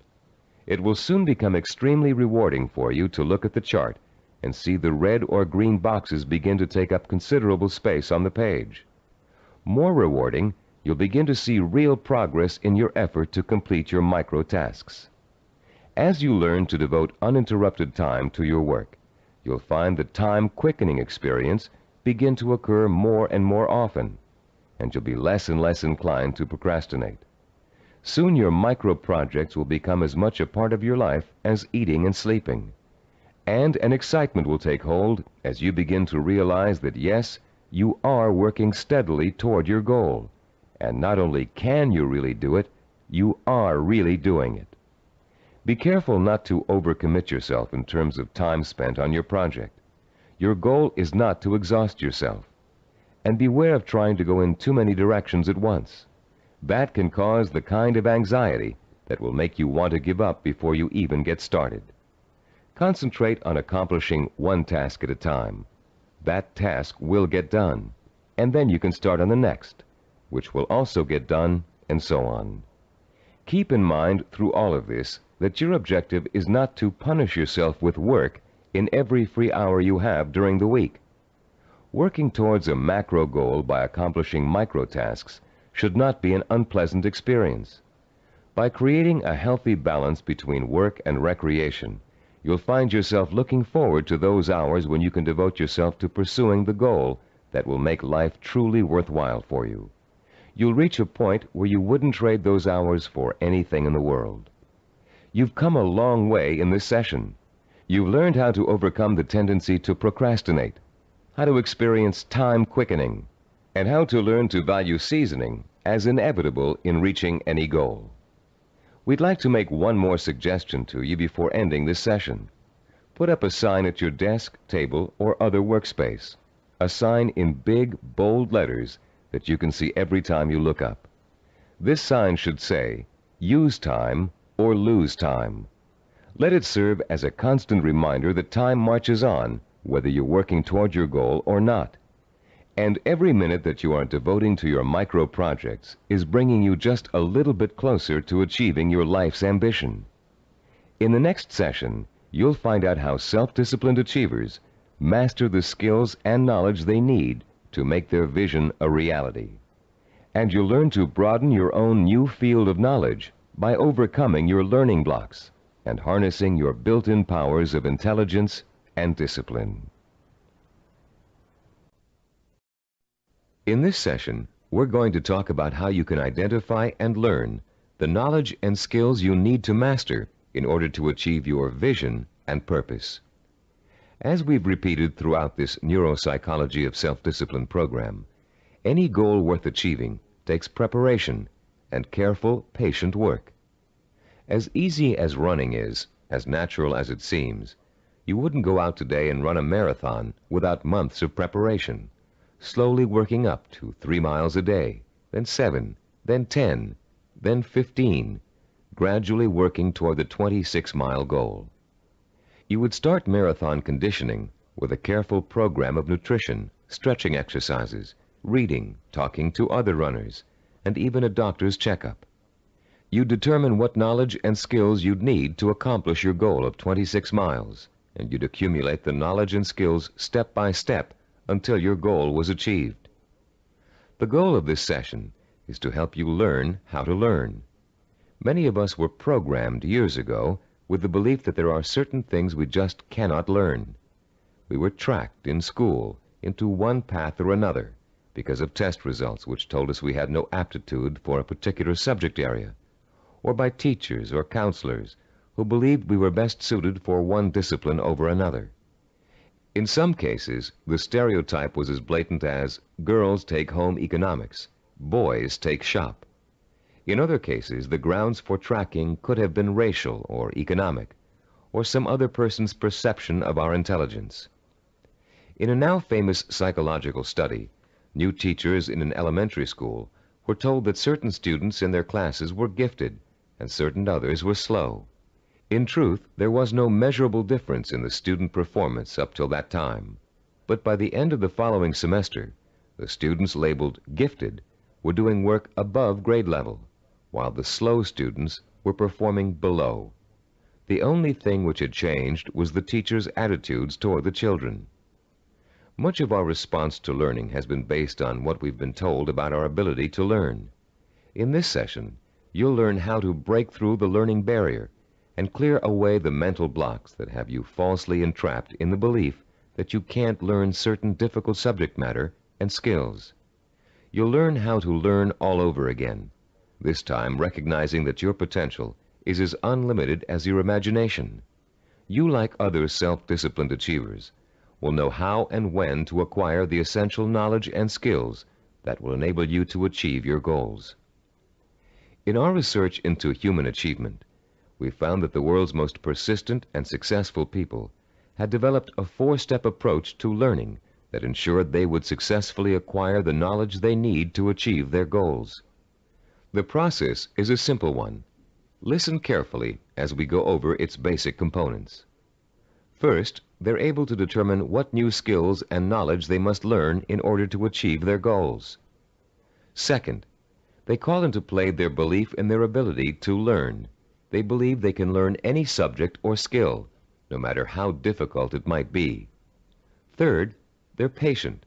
They understand that acquiring new knowledge and skills is often a slow, step-by-step process that requires systematic trial and effort.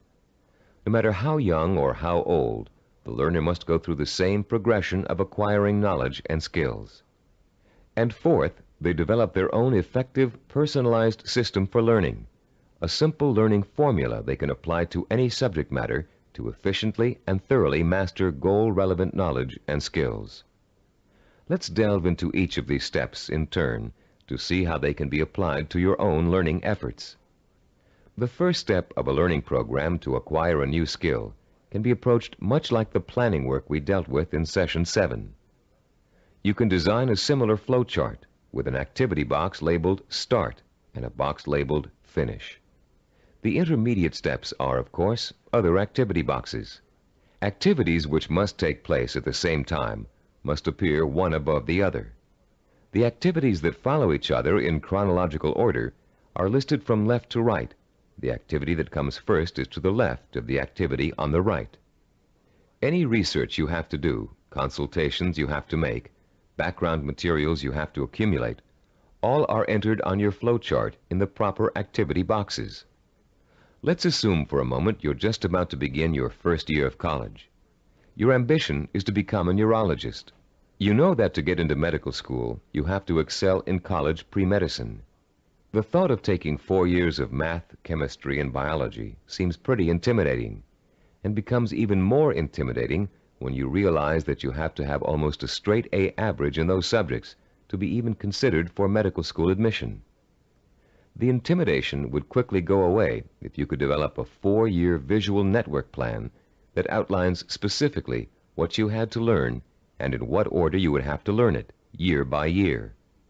Then, upon viewing the completed network plan, look at it and develop the deep inner belief that you have it in yourself to master each of the subject matter areas. Let's work through a visual network plan for successfully completing college pre-med. Granted, most of you listening to this program won't want to become medical doctors, but this example is applicable to any situation in which new knowledge and skills must be learned. Turn to Diagram 9.1 on pages 48 and 49 of your study guide. I'll pause a few moments while you find Diagram 9.1.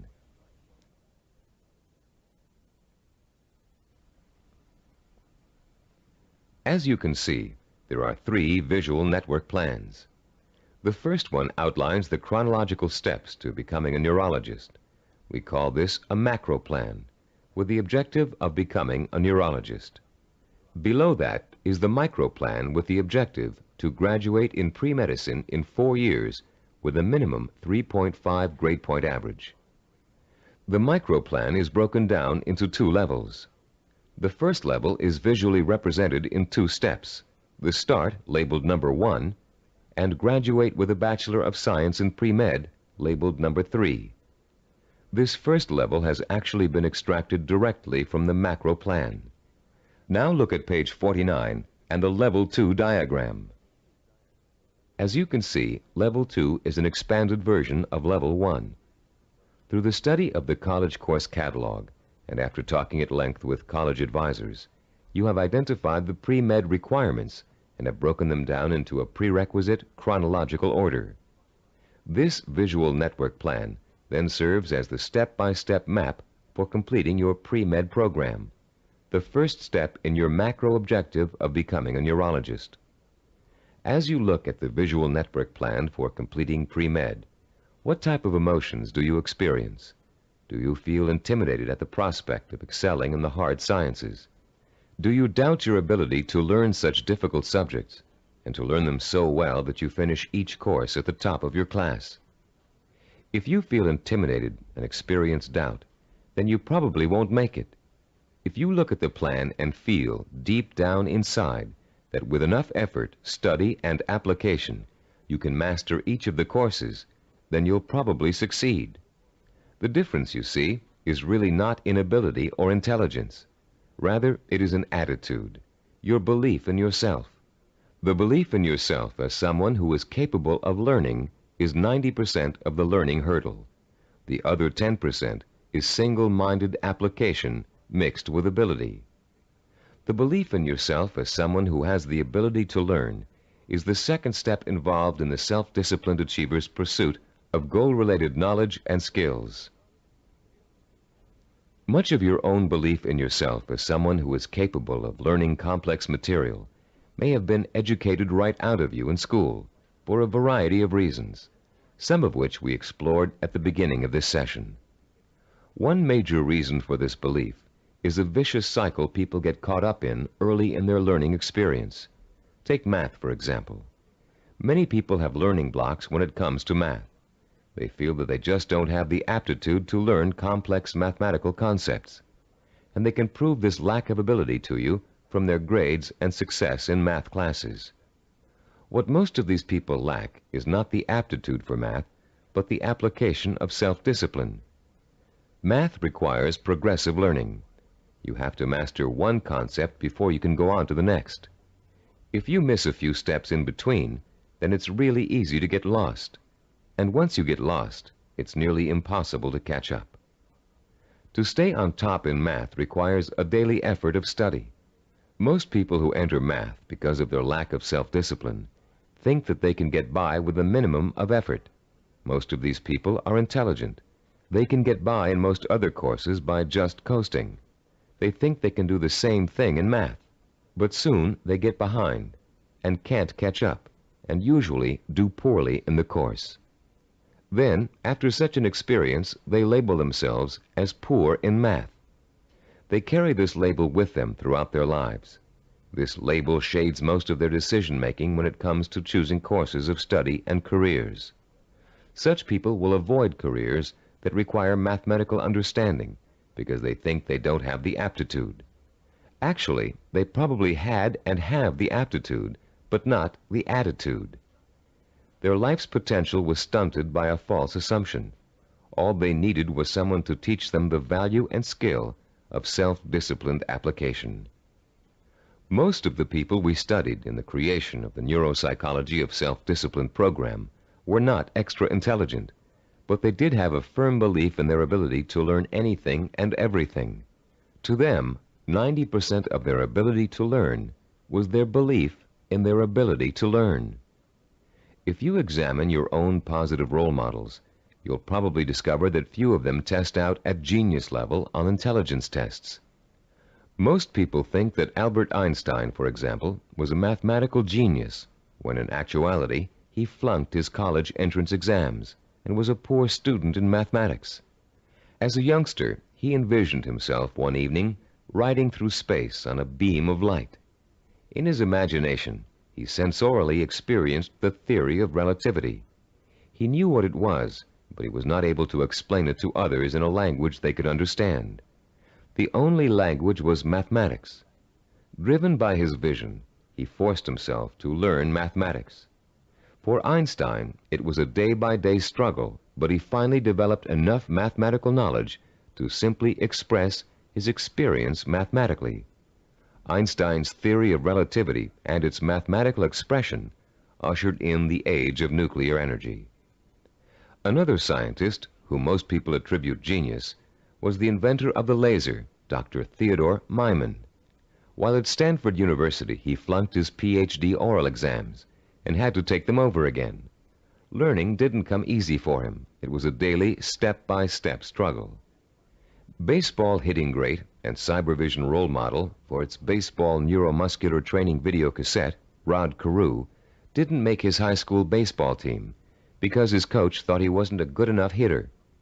Since then, through thousands of hours of practice, Carew has won 7 American League batting titles and is one of 13 players ever to get more than 3,000 career hits. The list goes on. Famous author, philosopher, and scholar Leon Uris flunked high school English 3 times. Malcolm Forbes, publisher of Forbes magazine, one of the most successful business publications in the world, did not make the staff of his college newspaper. The editor said he lacked the basic skills of reporting and editorial writing. Stephen DeVore, who founded Cybervision, speaks the Finnish language, considered by language experts to be the most difficult language for Western tongues to learn. Though he mastered this difficult language, he lays no claim to a superior intellect either. When I was 19, he told an interviewer, I was selected to go to Finland for 2 years of volunteer work. I had no foreign language ability at that time. In fact, I had nearly flunked out of high school French and Latin. So I thought of myself as having absolutely no ability to learn languages. With this negative attitude, DeVore entered an intensive language program for 2 months before he left for Finland. It was something like 16 hours a day with a group of 10 others. I finished last in the group, he recalls. DeVore went to Finland, where he spent 5 miserable months unable to communicate. I couldn't do anything. I was incredibly frustrated. I'd lose patience when people were talking. Then one day I went to the park, and in the park there was a man giving instructions to his dog in Finnish. The dog obviously understood him and was obeying all of his commands. I thought, this is ridiculous. I'm smarter than a dog. If a dog can understand Finnish, so can I. In the 2 months following this experience, DeVore became fluent in the Finnish language. He learned to speak Finnish so well that he served as a translator for American businessmen and their families traveling to Finland. Buoyed by the accomplishment of learning Finnish, DeVore returned home after 2 years and went back to college. Where before he had been a lackluster C student because he was convinced he couldn't learn, he received straight A's and academic scholarships for the rest of his college and graduate school years. Which proves another point about learning, success, and attitude.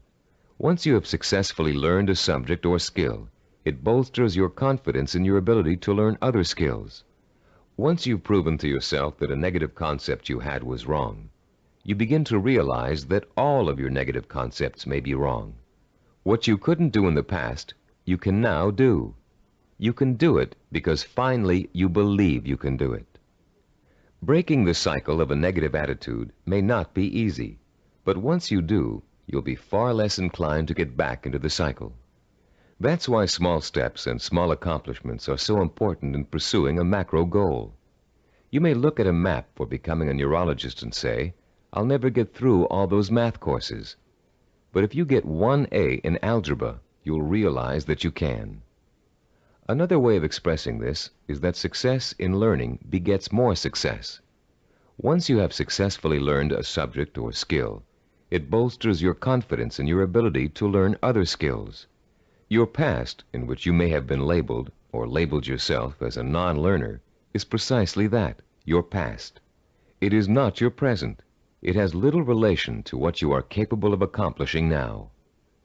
What has happened to many of us is that we have been conditioned into a negative feedback loop where learning is concerned. The step-by-step accumulation of new skills is the way to break this loop and replace it with a much more positive cycle. Which brings us to the 3rd step in the learning process, the attitude and value that learning takes time and patience. Most of us, at the time we are exposed to our greatest concentration of education, haven't developed the necessary self-discipline skills to be able to take advantage of it. And why should we? We were only children. Excellence, as we've been learning in this neuropsychology of self-discipline program, is based on seasoned learning. Skills like medicine, mathematics, chemistry, dance, law, music, pottery, writing, languages, architecture, masonry, carpentry, the list is endless. All require seasoning, the accumulation of knowledge over time. The perseverance to stick with a task over a long period of time, sometimes decades.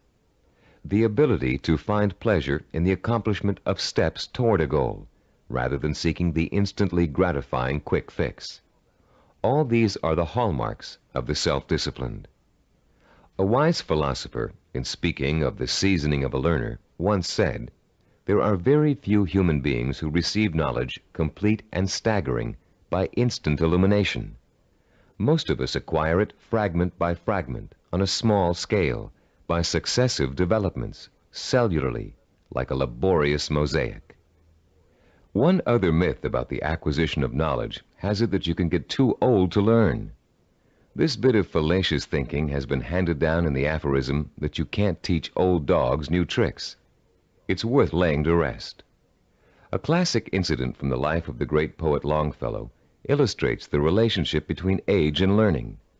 Told by Howard R. Driggs, the story goes, it happened that while the poet, at over 80 years of age, was still teaching at Harvard, one of his appreciative students asked him, "How do you keep so perennially young, Professor Longfellow? We never get tired of your classes. You always have something new and interesting to give." "I've never had that question put to me before," returned the poet. Then, looking out of the window, he said, "You see those 2 apple trees in the yard? Do you observe any difference between the blossoms on the older tree and those on the younger one?" "No," replied the student. "They look just alike to me." "How do you account for the fact that the old apple tree flowers out as beautifully as does the young one?" persisted the teacher. "Let me tell you the secret. That old tree managed last year to grow enough wood to put forth its new blossoms.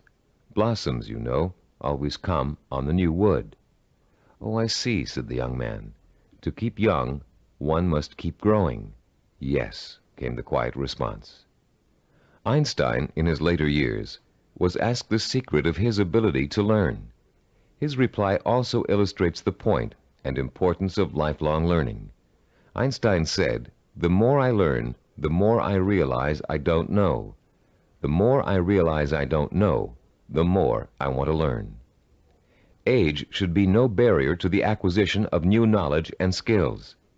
If you have the self-discipline to see your efforts through, you can learn anything at any age. Let's now discuss the 4th step in the learning process, a set of tried and proven principles that work together as a system to make learning easy. If you'll turn this cassette over now, we'll introduce you to a very simple yet powerful system to learn effectively at any age, whatever the subject area. A recent movie called Educating Rita beautifully illustrates the points we're going to discuss in the remainder of this session. This film is about a working-class Englishwoman who has a dream about becoming educated. The film tells the story of a personal odyssey as she pursues her vision, her dream, in the face of incredible obstacles. She faces at one point or another during the story conflicts with work, with transportation, with her parents, with schedules, with her mentor's desire and ability to teach, with the disdain of other more educated students, and with a husband who wants her to stay home and make babies, not thesis. Through it all, she perseveres, driven by the dream of herself as an educated woman, a woman who can discuss important issues, who can commune with the great thinkers and writers who make up such a rich part of her English heritage. She burns with the fire of her vision, a vision rich in dignity and strength. It's a vision she can hear, smell, taste, touch, and see. The actress, Julie Waters, expresses her character's struggle to change, to improve, to better herself, with such credibility that you can see the woman, Rita, change before your very eyes. There was nothing abstract about Rita's quest for education. Each book she read, each class she took, each time she met with her advisor or participated in a class discussion, was a visible step toward the completion of her goal. It was extraordinarily obvious how closely her vision and her process of learning were interconnected. Sometimes that connection is less obvious. So that's what the remainder of this session will speak to: how to recognize the connection between learning and the successful achievement of your goals. Learning is not simply the rote memorization of useless facts, or even useful facts. Of course, we're all aware that in 1492, Columbus sailed the ocean blue. But what does that have to do with our vision? The same lack of relationship to vision is often true with our attempts to understand abstract principles, as in mathematics, chemistry, or physics. They are very difficult to learn and use if we cannot see the direct applications to our everyday lives, to the pursuit of our purpose and vision. We ask ourselves, how is this going to help me in achieving my vision? Cybervision founder Steve DeVore recalls signing up for a course in statistics when he was attending graduate school.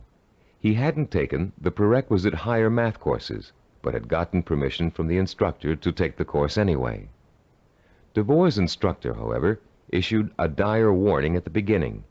Without those prerequisite courses, DeVore stood a good chance of failing.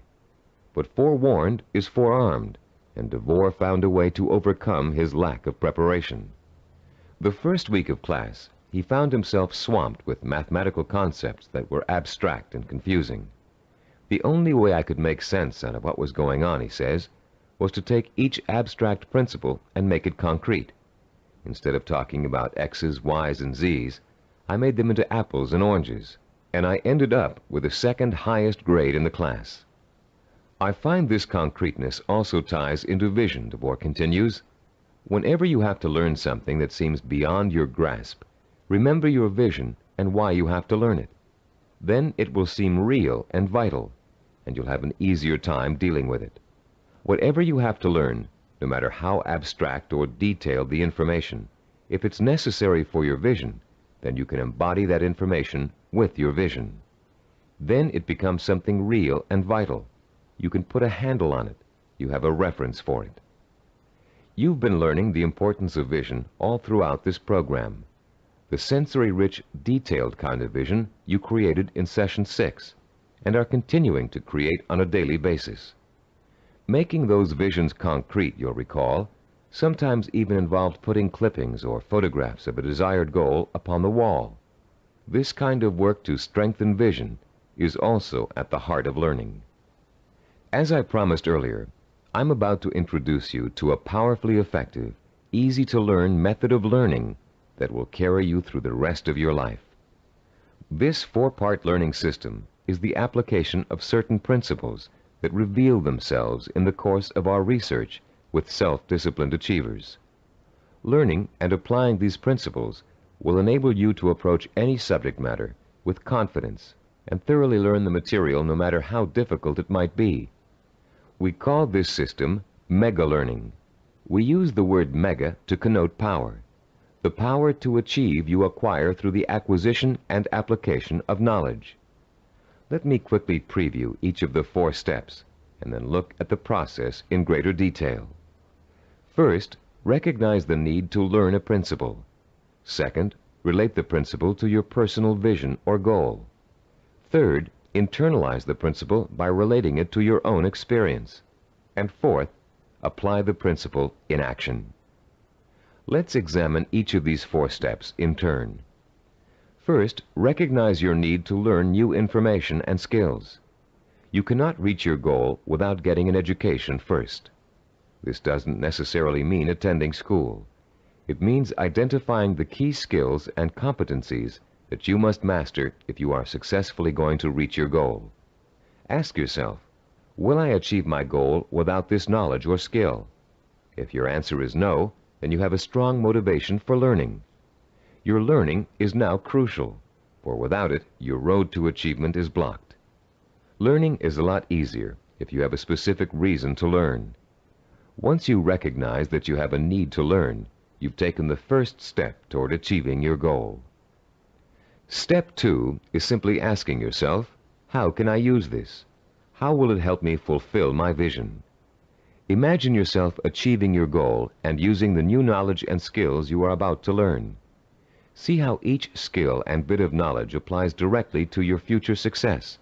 no matter how unrelated or trivial it might seem to be in the beginning. This process is akin to putting a jigsaw puzzle together. You have a picture of what you want to achieve on the jigsaw box. Inside the box are hundreds of related but unrelated pieces of the puzzle. You put two pieces together. You pick up a third piece. You toy with it, mentally turning it over, looking at its edges, its contours, its unique characteristics, looking at the ways it might fit into the whole picture. Then comes the aha moment. You see exactly where the new piece of puzzle fits, how the contours of the piece are shaped to fit the pieces already in place. And as you place the piece in the puzzle, you get an idea of what the larger picture will look like. Perhaps you refer back to the picture on the jigsaw box, which is analogous to the mental picture you have of the goal for which you're striving. The very act of studying the information and putting it in its proper place helps you bring the picture on the box to life. The third step in our learning process is internalizing the principle by relating it to your own experience. If you're learning about electrical waveforms and frequency, for example, think about the times you've thrown a pebble into a pond and seen ripples form on the water. The bigger the pebble and the harder you threw it, the bigger and faster the waves would be. In Newtonian physics, you can easily understand the law that states, for every action there is an equal and opposite reaction, by remembering how you stand up from a sitting position. Do you just shoot straight up, or do you have to first push your weight down on the chair to stand up? In order to stand up, you have to first push down. That's Newton's law in action. Every time you find an example from your own experience to illustrate a bit of knowledge you're trying to learn, you'll reinforce your understanding of that knowledge. And you'll remember it because it's anchored to something very personal. Every time you think of Newton's law, you'll picture yourself pushing off a chair to stand up. It works for just about any abstract theory you can think of. The fourth critical step in learning is the actual application of the principle you're trying to grasp. Throw pebbles in a pond and watch the action when you're learning waveform theory. Sit down and stand up over and over again until Newton's law is firmly planted in your mind. If you're studying a new language, use the new vocabulary you learn every single day. As you walk down the street or through your living room, try naming every object you see in your new language. Using these 4 steps to learning will make the experience easier, less frightening, and more fun.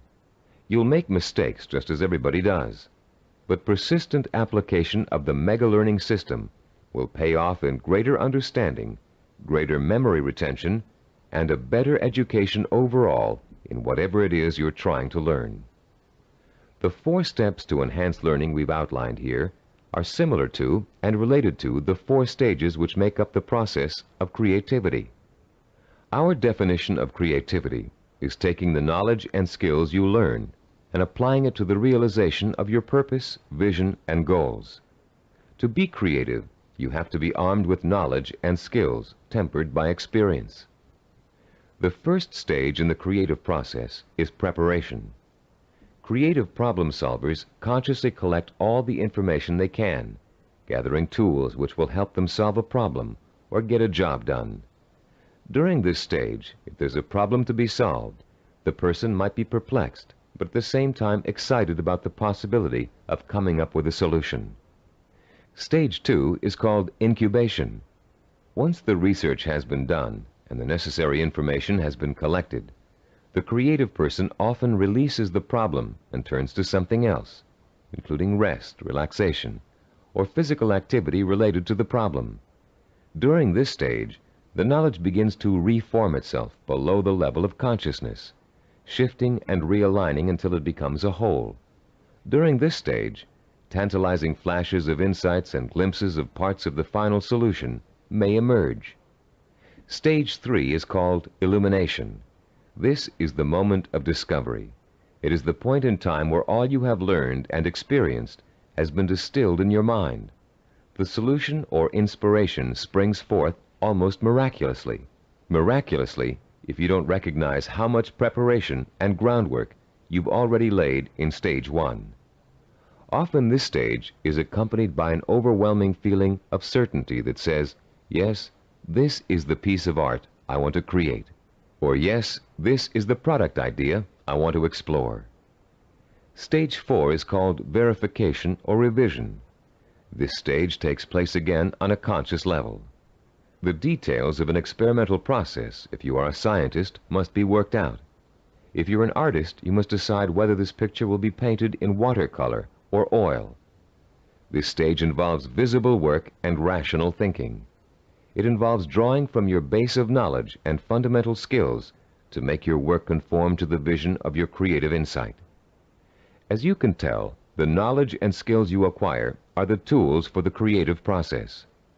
The parallels to the simple approach to learning we've outlined here and the process of creativity should also help put to rest the misconception that self-disciplined people are not creative. That discipline involves being married to lists and systems to the exclusion of freedom and creativity. On the contrary, creativity is the byproduct of a disciplined, well-informed mind.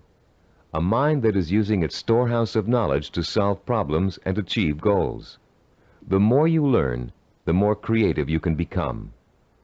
If your heart is set on becoming a professional musician, you can hardly be expected to know how to compose a symphony until you've become an expert in reading music and have studied music history.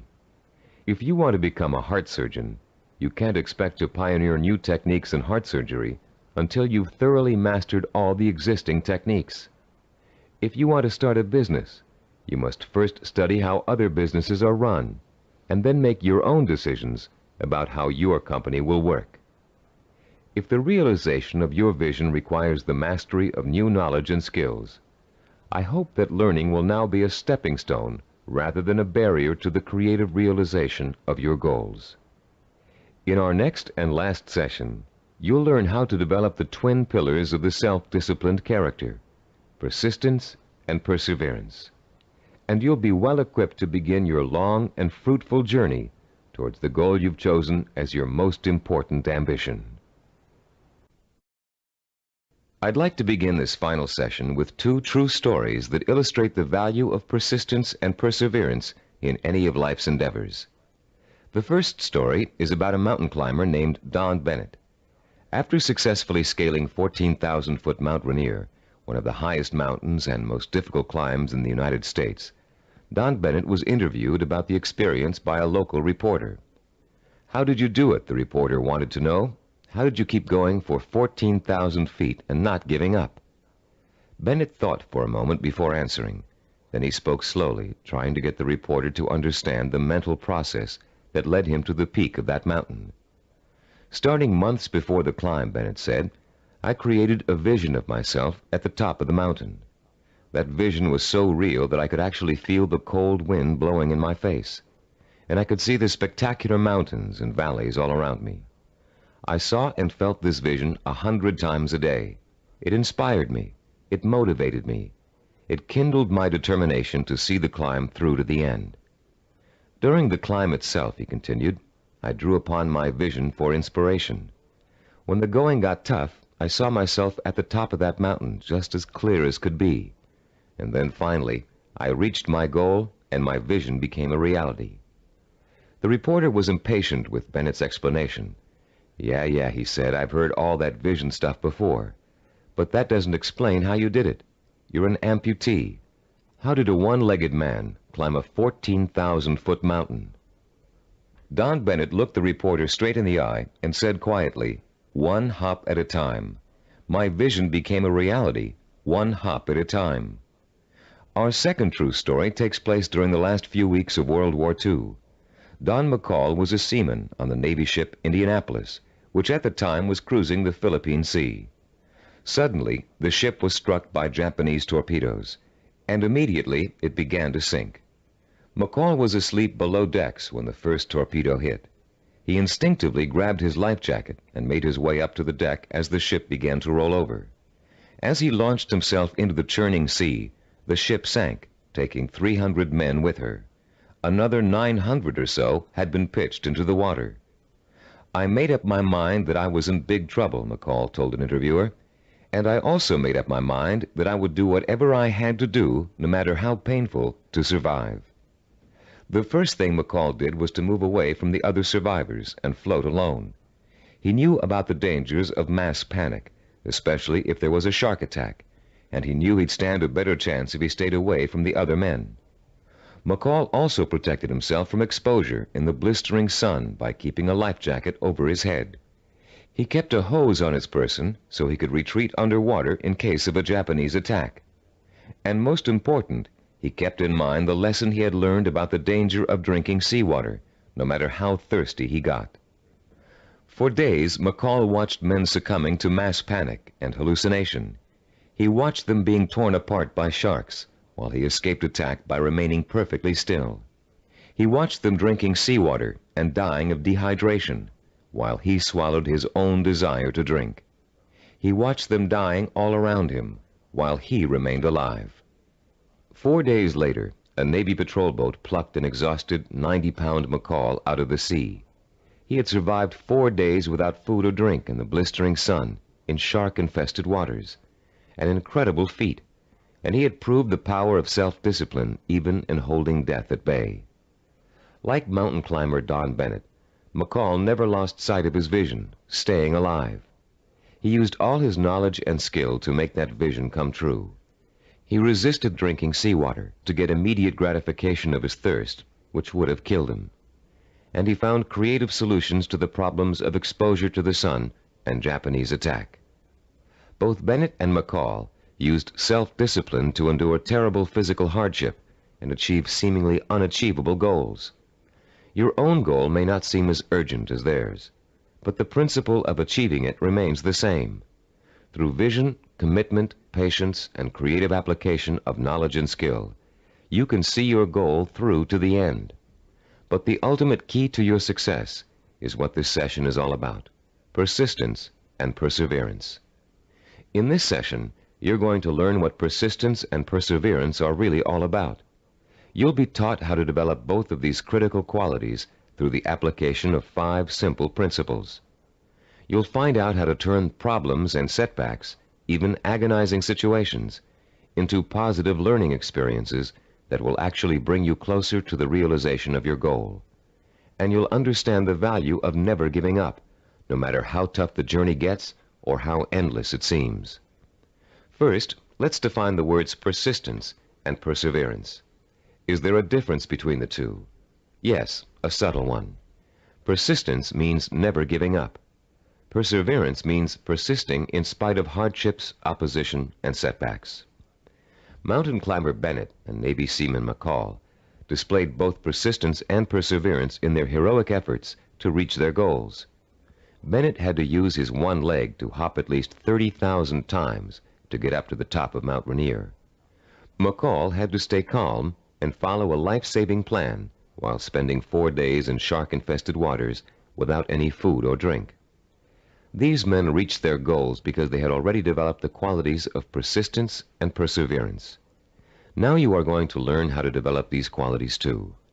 There are 5 crucial steps involved in learning how to develop into the kind of self-disciplined achiever who never quits and never loses sight of his or her goal. Listen carefully while I outline each one. The first step is to rekindle and refuel your vision and purpose every single day.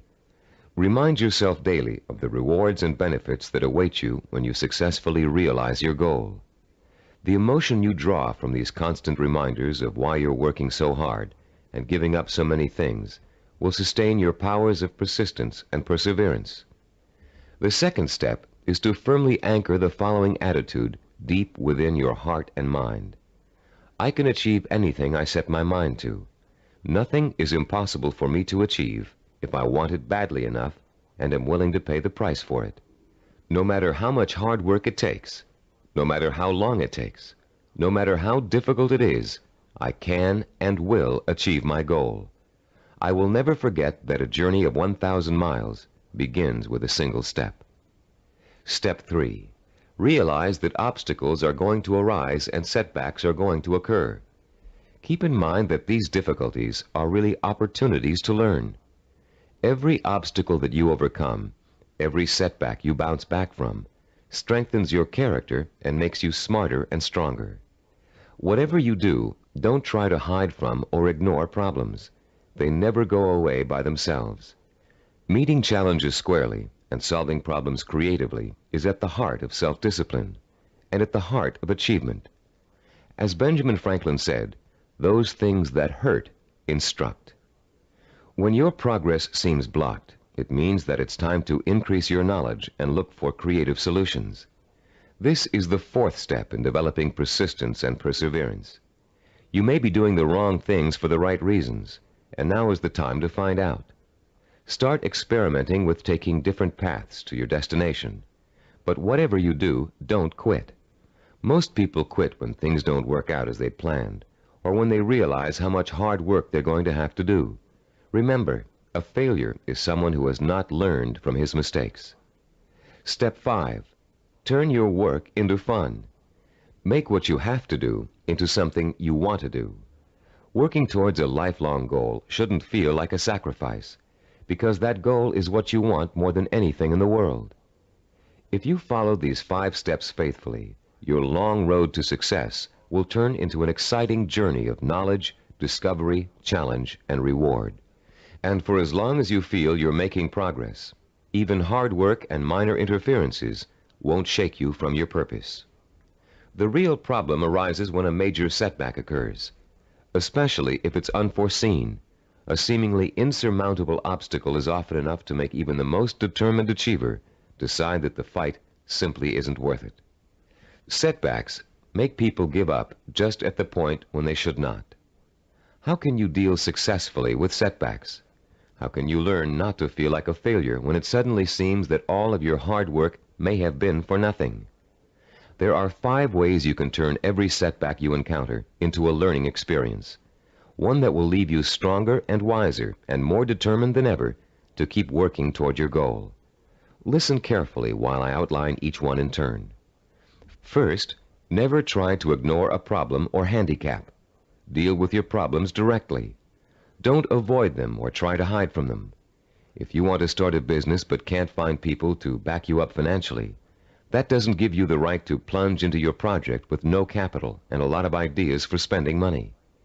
If you want to become a doctor but don't have the grades to get into medical school, it won't help you to start applying to schools you know you can't get into. When you have a problem, study it from all angles and try to determine the best way to proceed. Which brings us to our second point. Don't blame other people for your setbacks, and don't chalk it up to bad luck. You make your own luck in this life, and you have to solve your own problems. Learn to tackle them head on, being as realistic as possible and as level-headed as possible. Mentors can often provide a great deal of help in a bad situation. Try acting as if you are your own mentor. What would he or she do in your situation? Or what has he or she already done to overcome an obstacle similar to yours? Third, continually strive to strengthen your qualities of self-discipline. Setbacks often occur because of weaknesses in certain areas. Try to turn those weaknesses into strengths. Be your own severest critic, but not your own worst enemy. Don't tell yourself, I failed. Tell yourself, I slipped, but I'm going to pick myself up and go on. Fourth, in almost every setback, there's a seed of opportunity, a silver lining, if you will. Find it and use it. You may find yourself taking a slightly different path to achieving your goal than you first imagined, but you'll get there just the same. Take the new path and see where it leads you.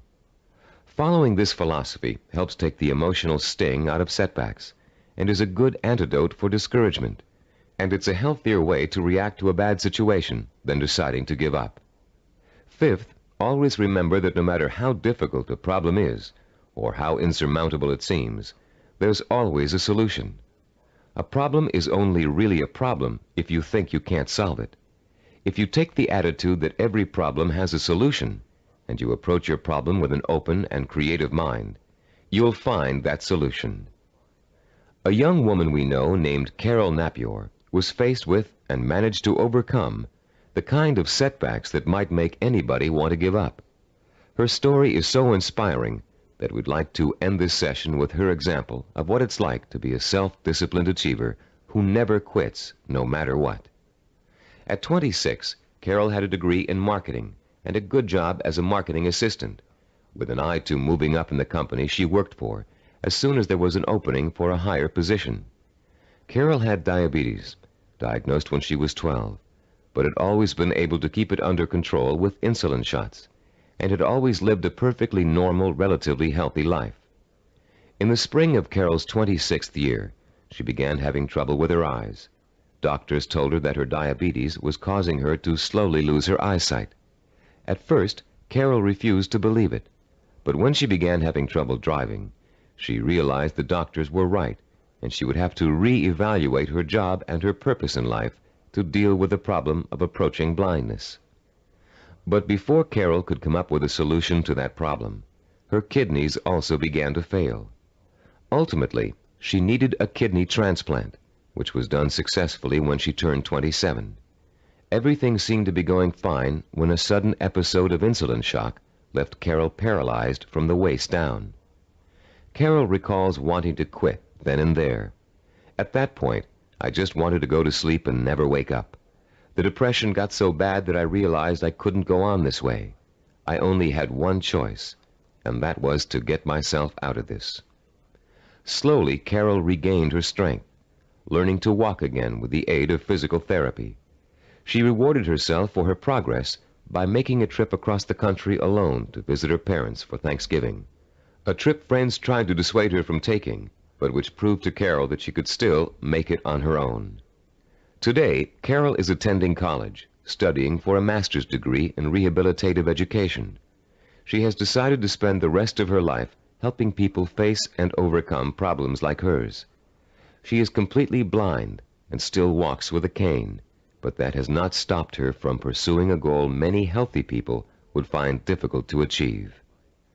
The key to reaching any goal is to develop the strength of character that makes you refuse to give up, no matter how bad things look. The most amazing thing about persistence and perseverance is that they make it almost impossible for you not to succeed in your endeavors. In this session, you've learned the importance of not being a quitter, of learning from your mistakes, and of keeping an open mind when it comes to finding creative solutions to problems you may think are unsolvable.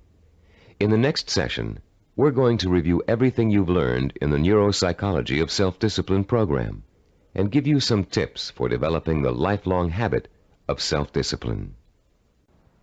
We're now coming to the end of the Neuropsychology of Self-Discipline, and now is a good time to reflect on what you've learned and how far you've come. It's also a good time to start thinking about how you're going to maintain and develop your self-disciplined character for the rest of your life, because the process of becoming an achiever never really ends. In the years to come, you'll find yourself learning from trial and error, from accomplishments, from setbacks, from disappointments, from rewards, from the feeling of satisfaction you get when a job has been well done. The more you achieve, the more you'll learn one of the greatest secrets of achievement. Success breeds success. Every small step you take on the road to your goal will make it easier to take the next step. And once you've achieved your goal, you'll probably find that there's another goal you want to achieve. Along the way, you'll delight in the process of watching yourself in action, making corrections in your methods and strategies as you strive toward your ultimate goal and the hundreds of smaller goals you will successfully reach on the way. Let's talk about the milestones you've already passed. In Session 1, which you listened to some time ago, you uncovered the master key to your highest potential, self-discipline. We defined self-discipline as the ability to work systematically and progressively toward a goal, to become positively obsessed with that goal, and to let that obsession lead you to accomplishment. We talked about the problems caused by lack of self-discipline.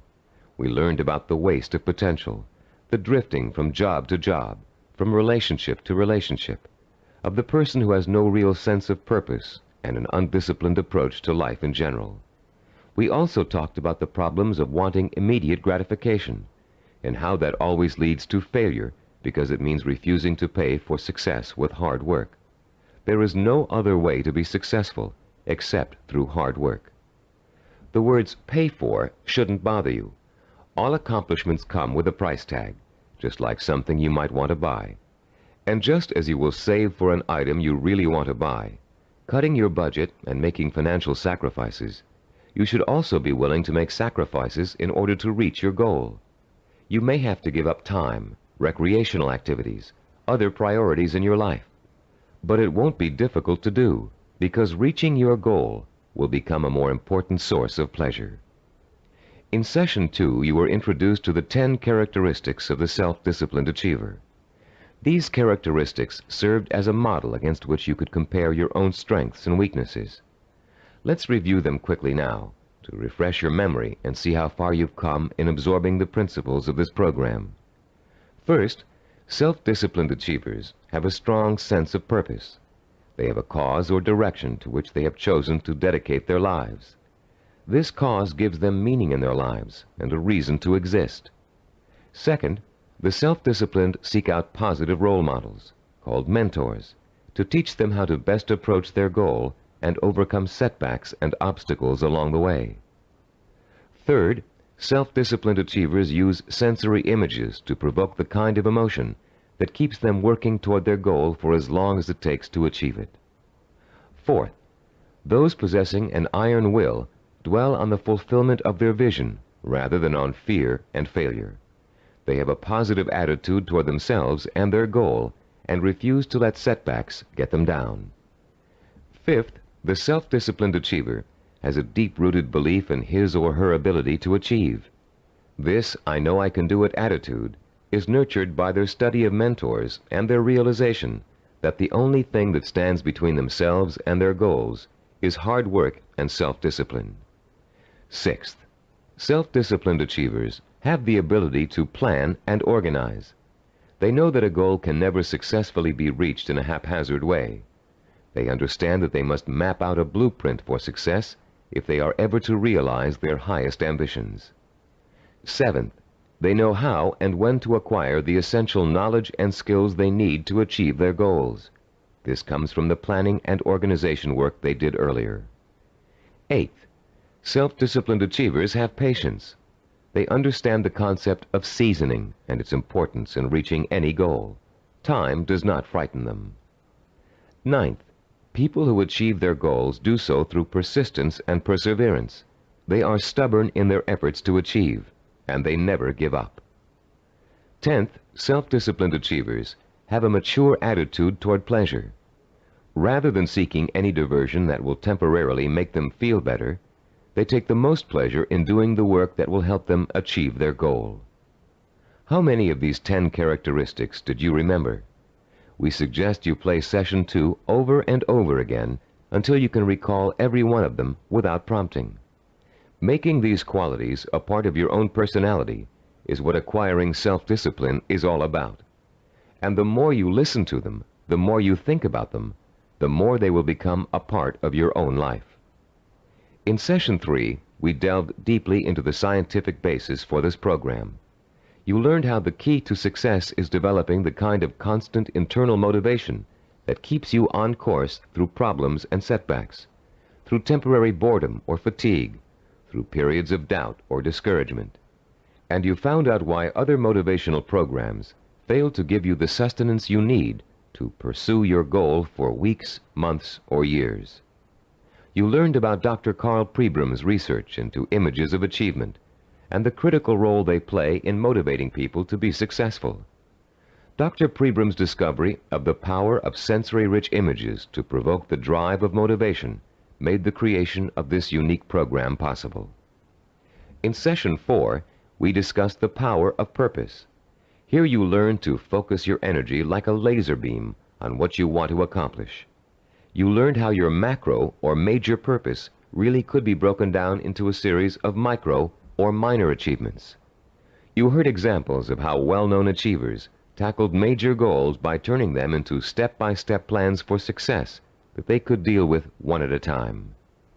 In the same session, you participated in a fascinating exercise that lets you pinpoint, perhaps for the first time, what your most important goal in life really is. You then used that goal to create a statement of purpose that would stand as a beacon in your quest for achievement.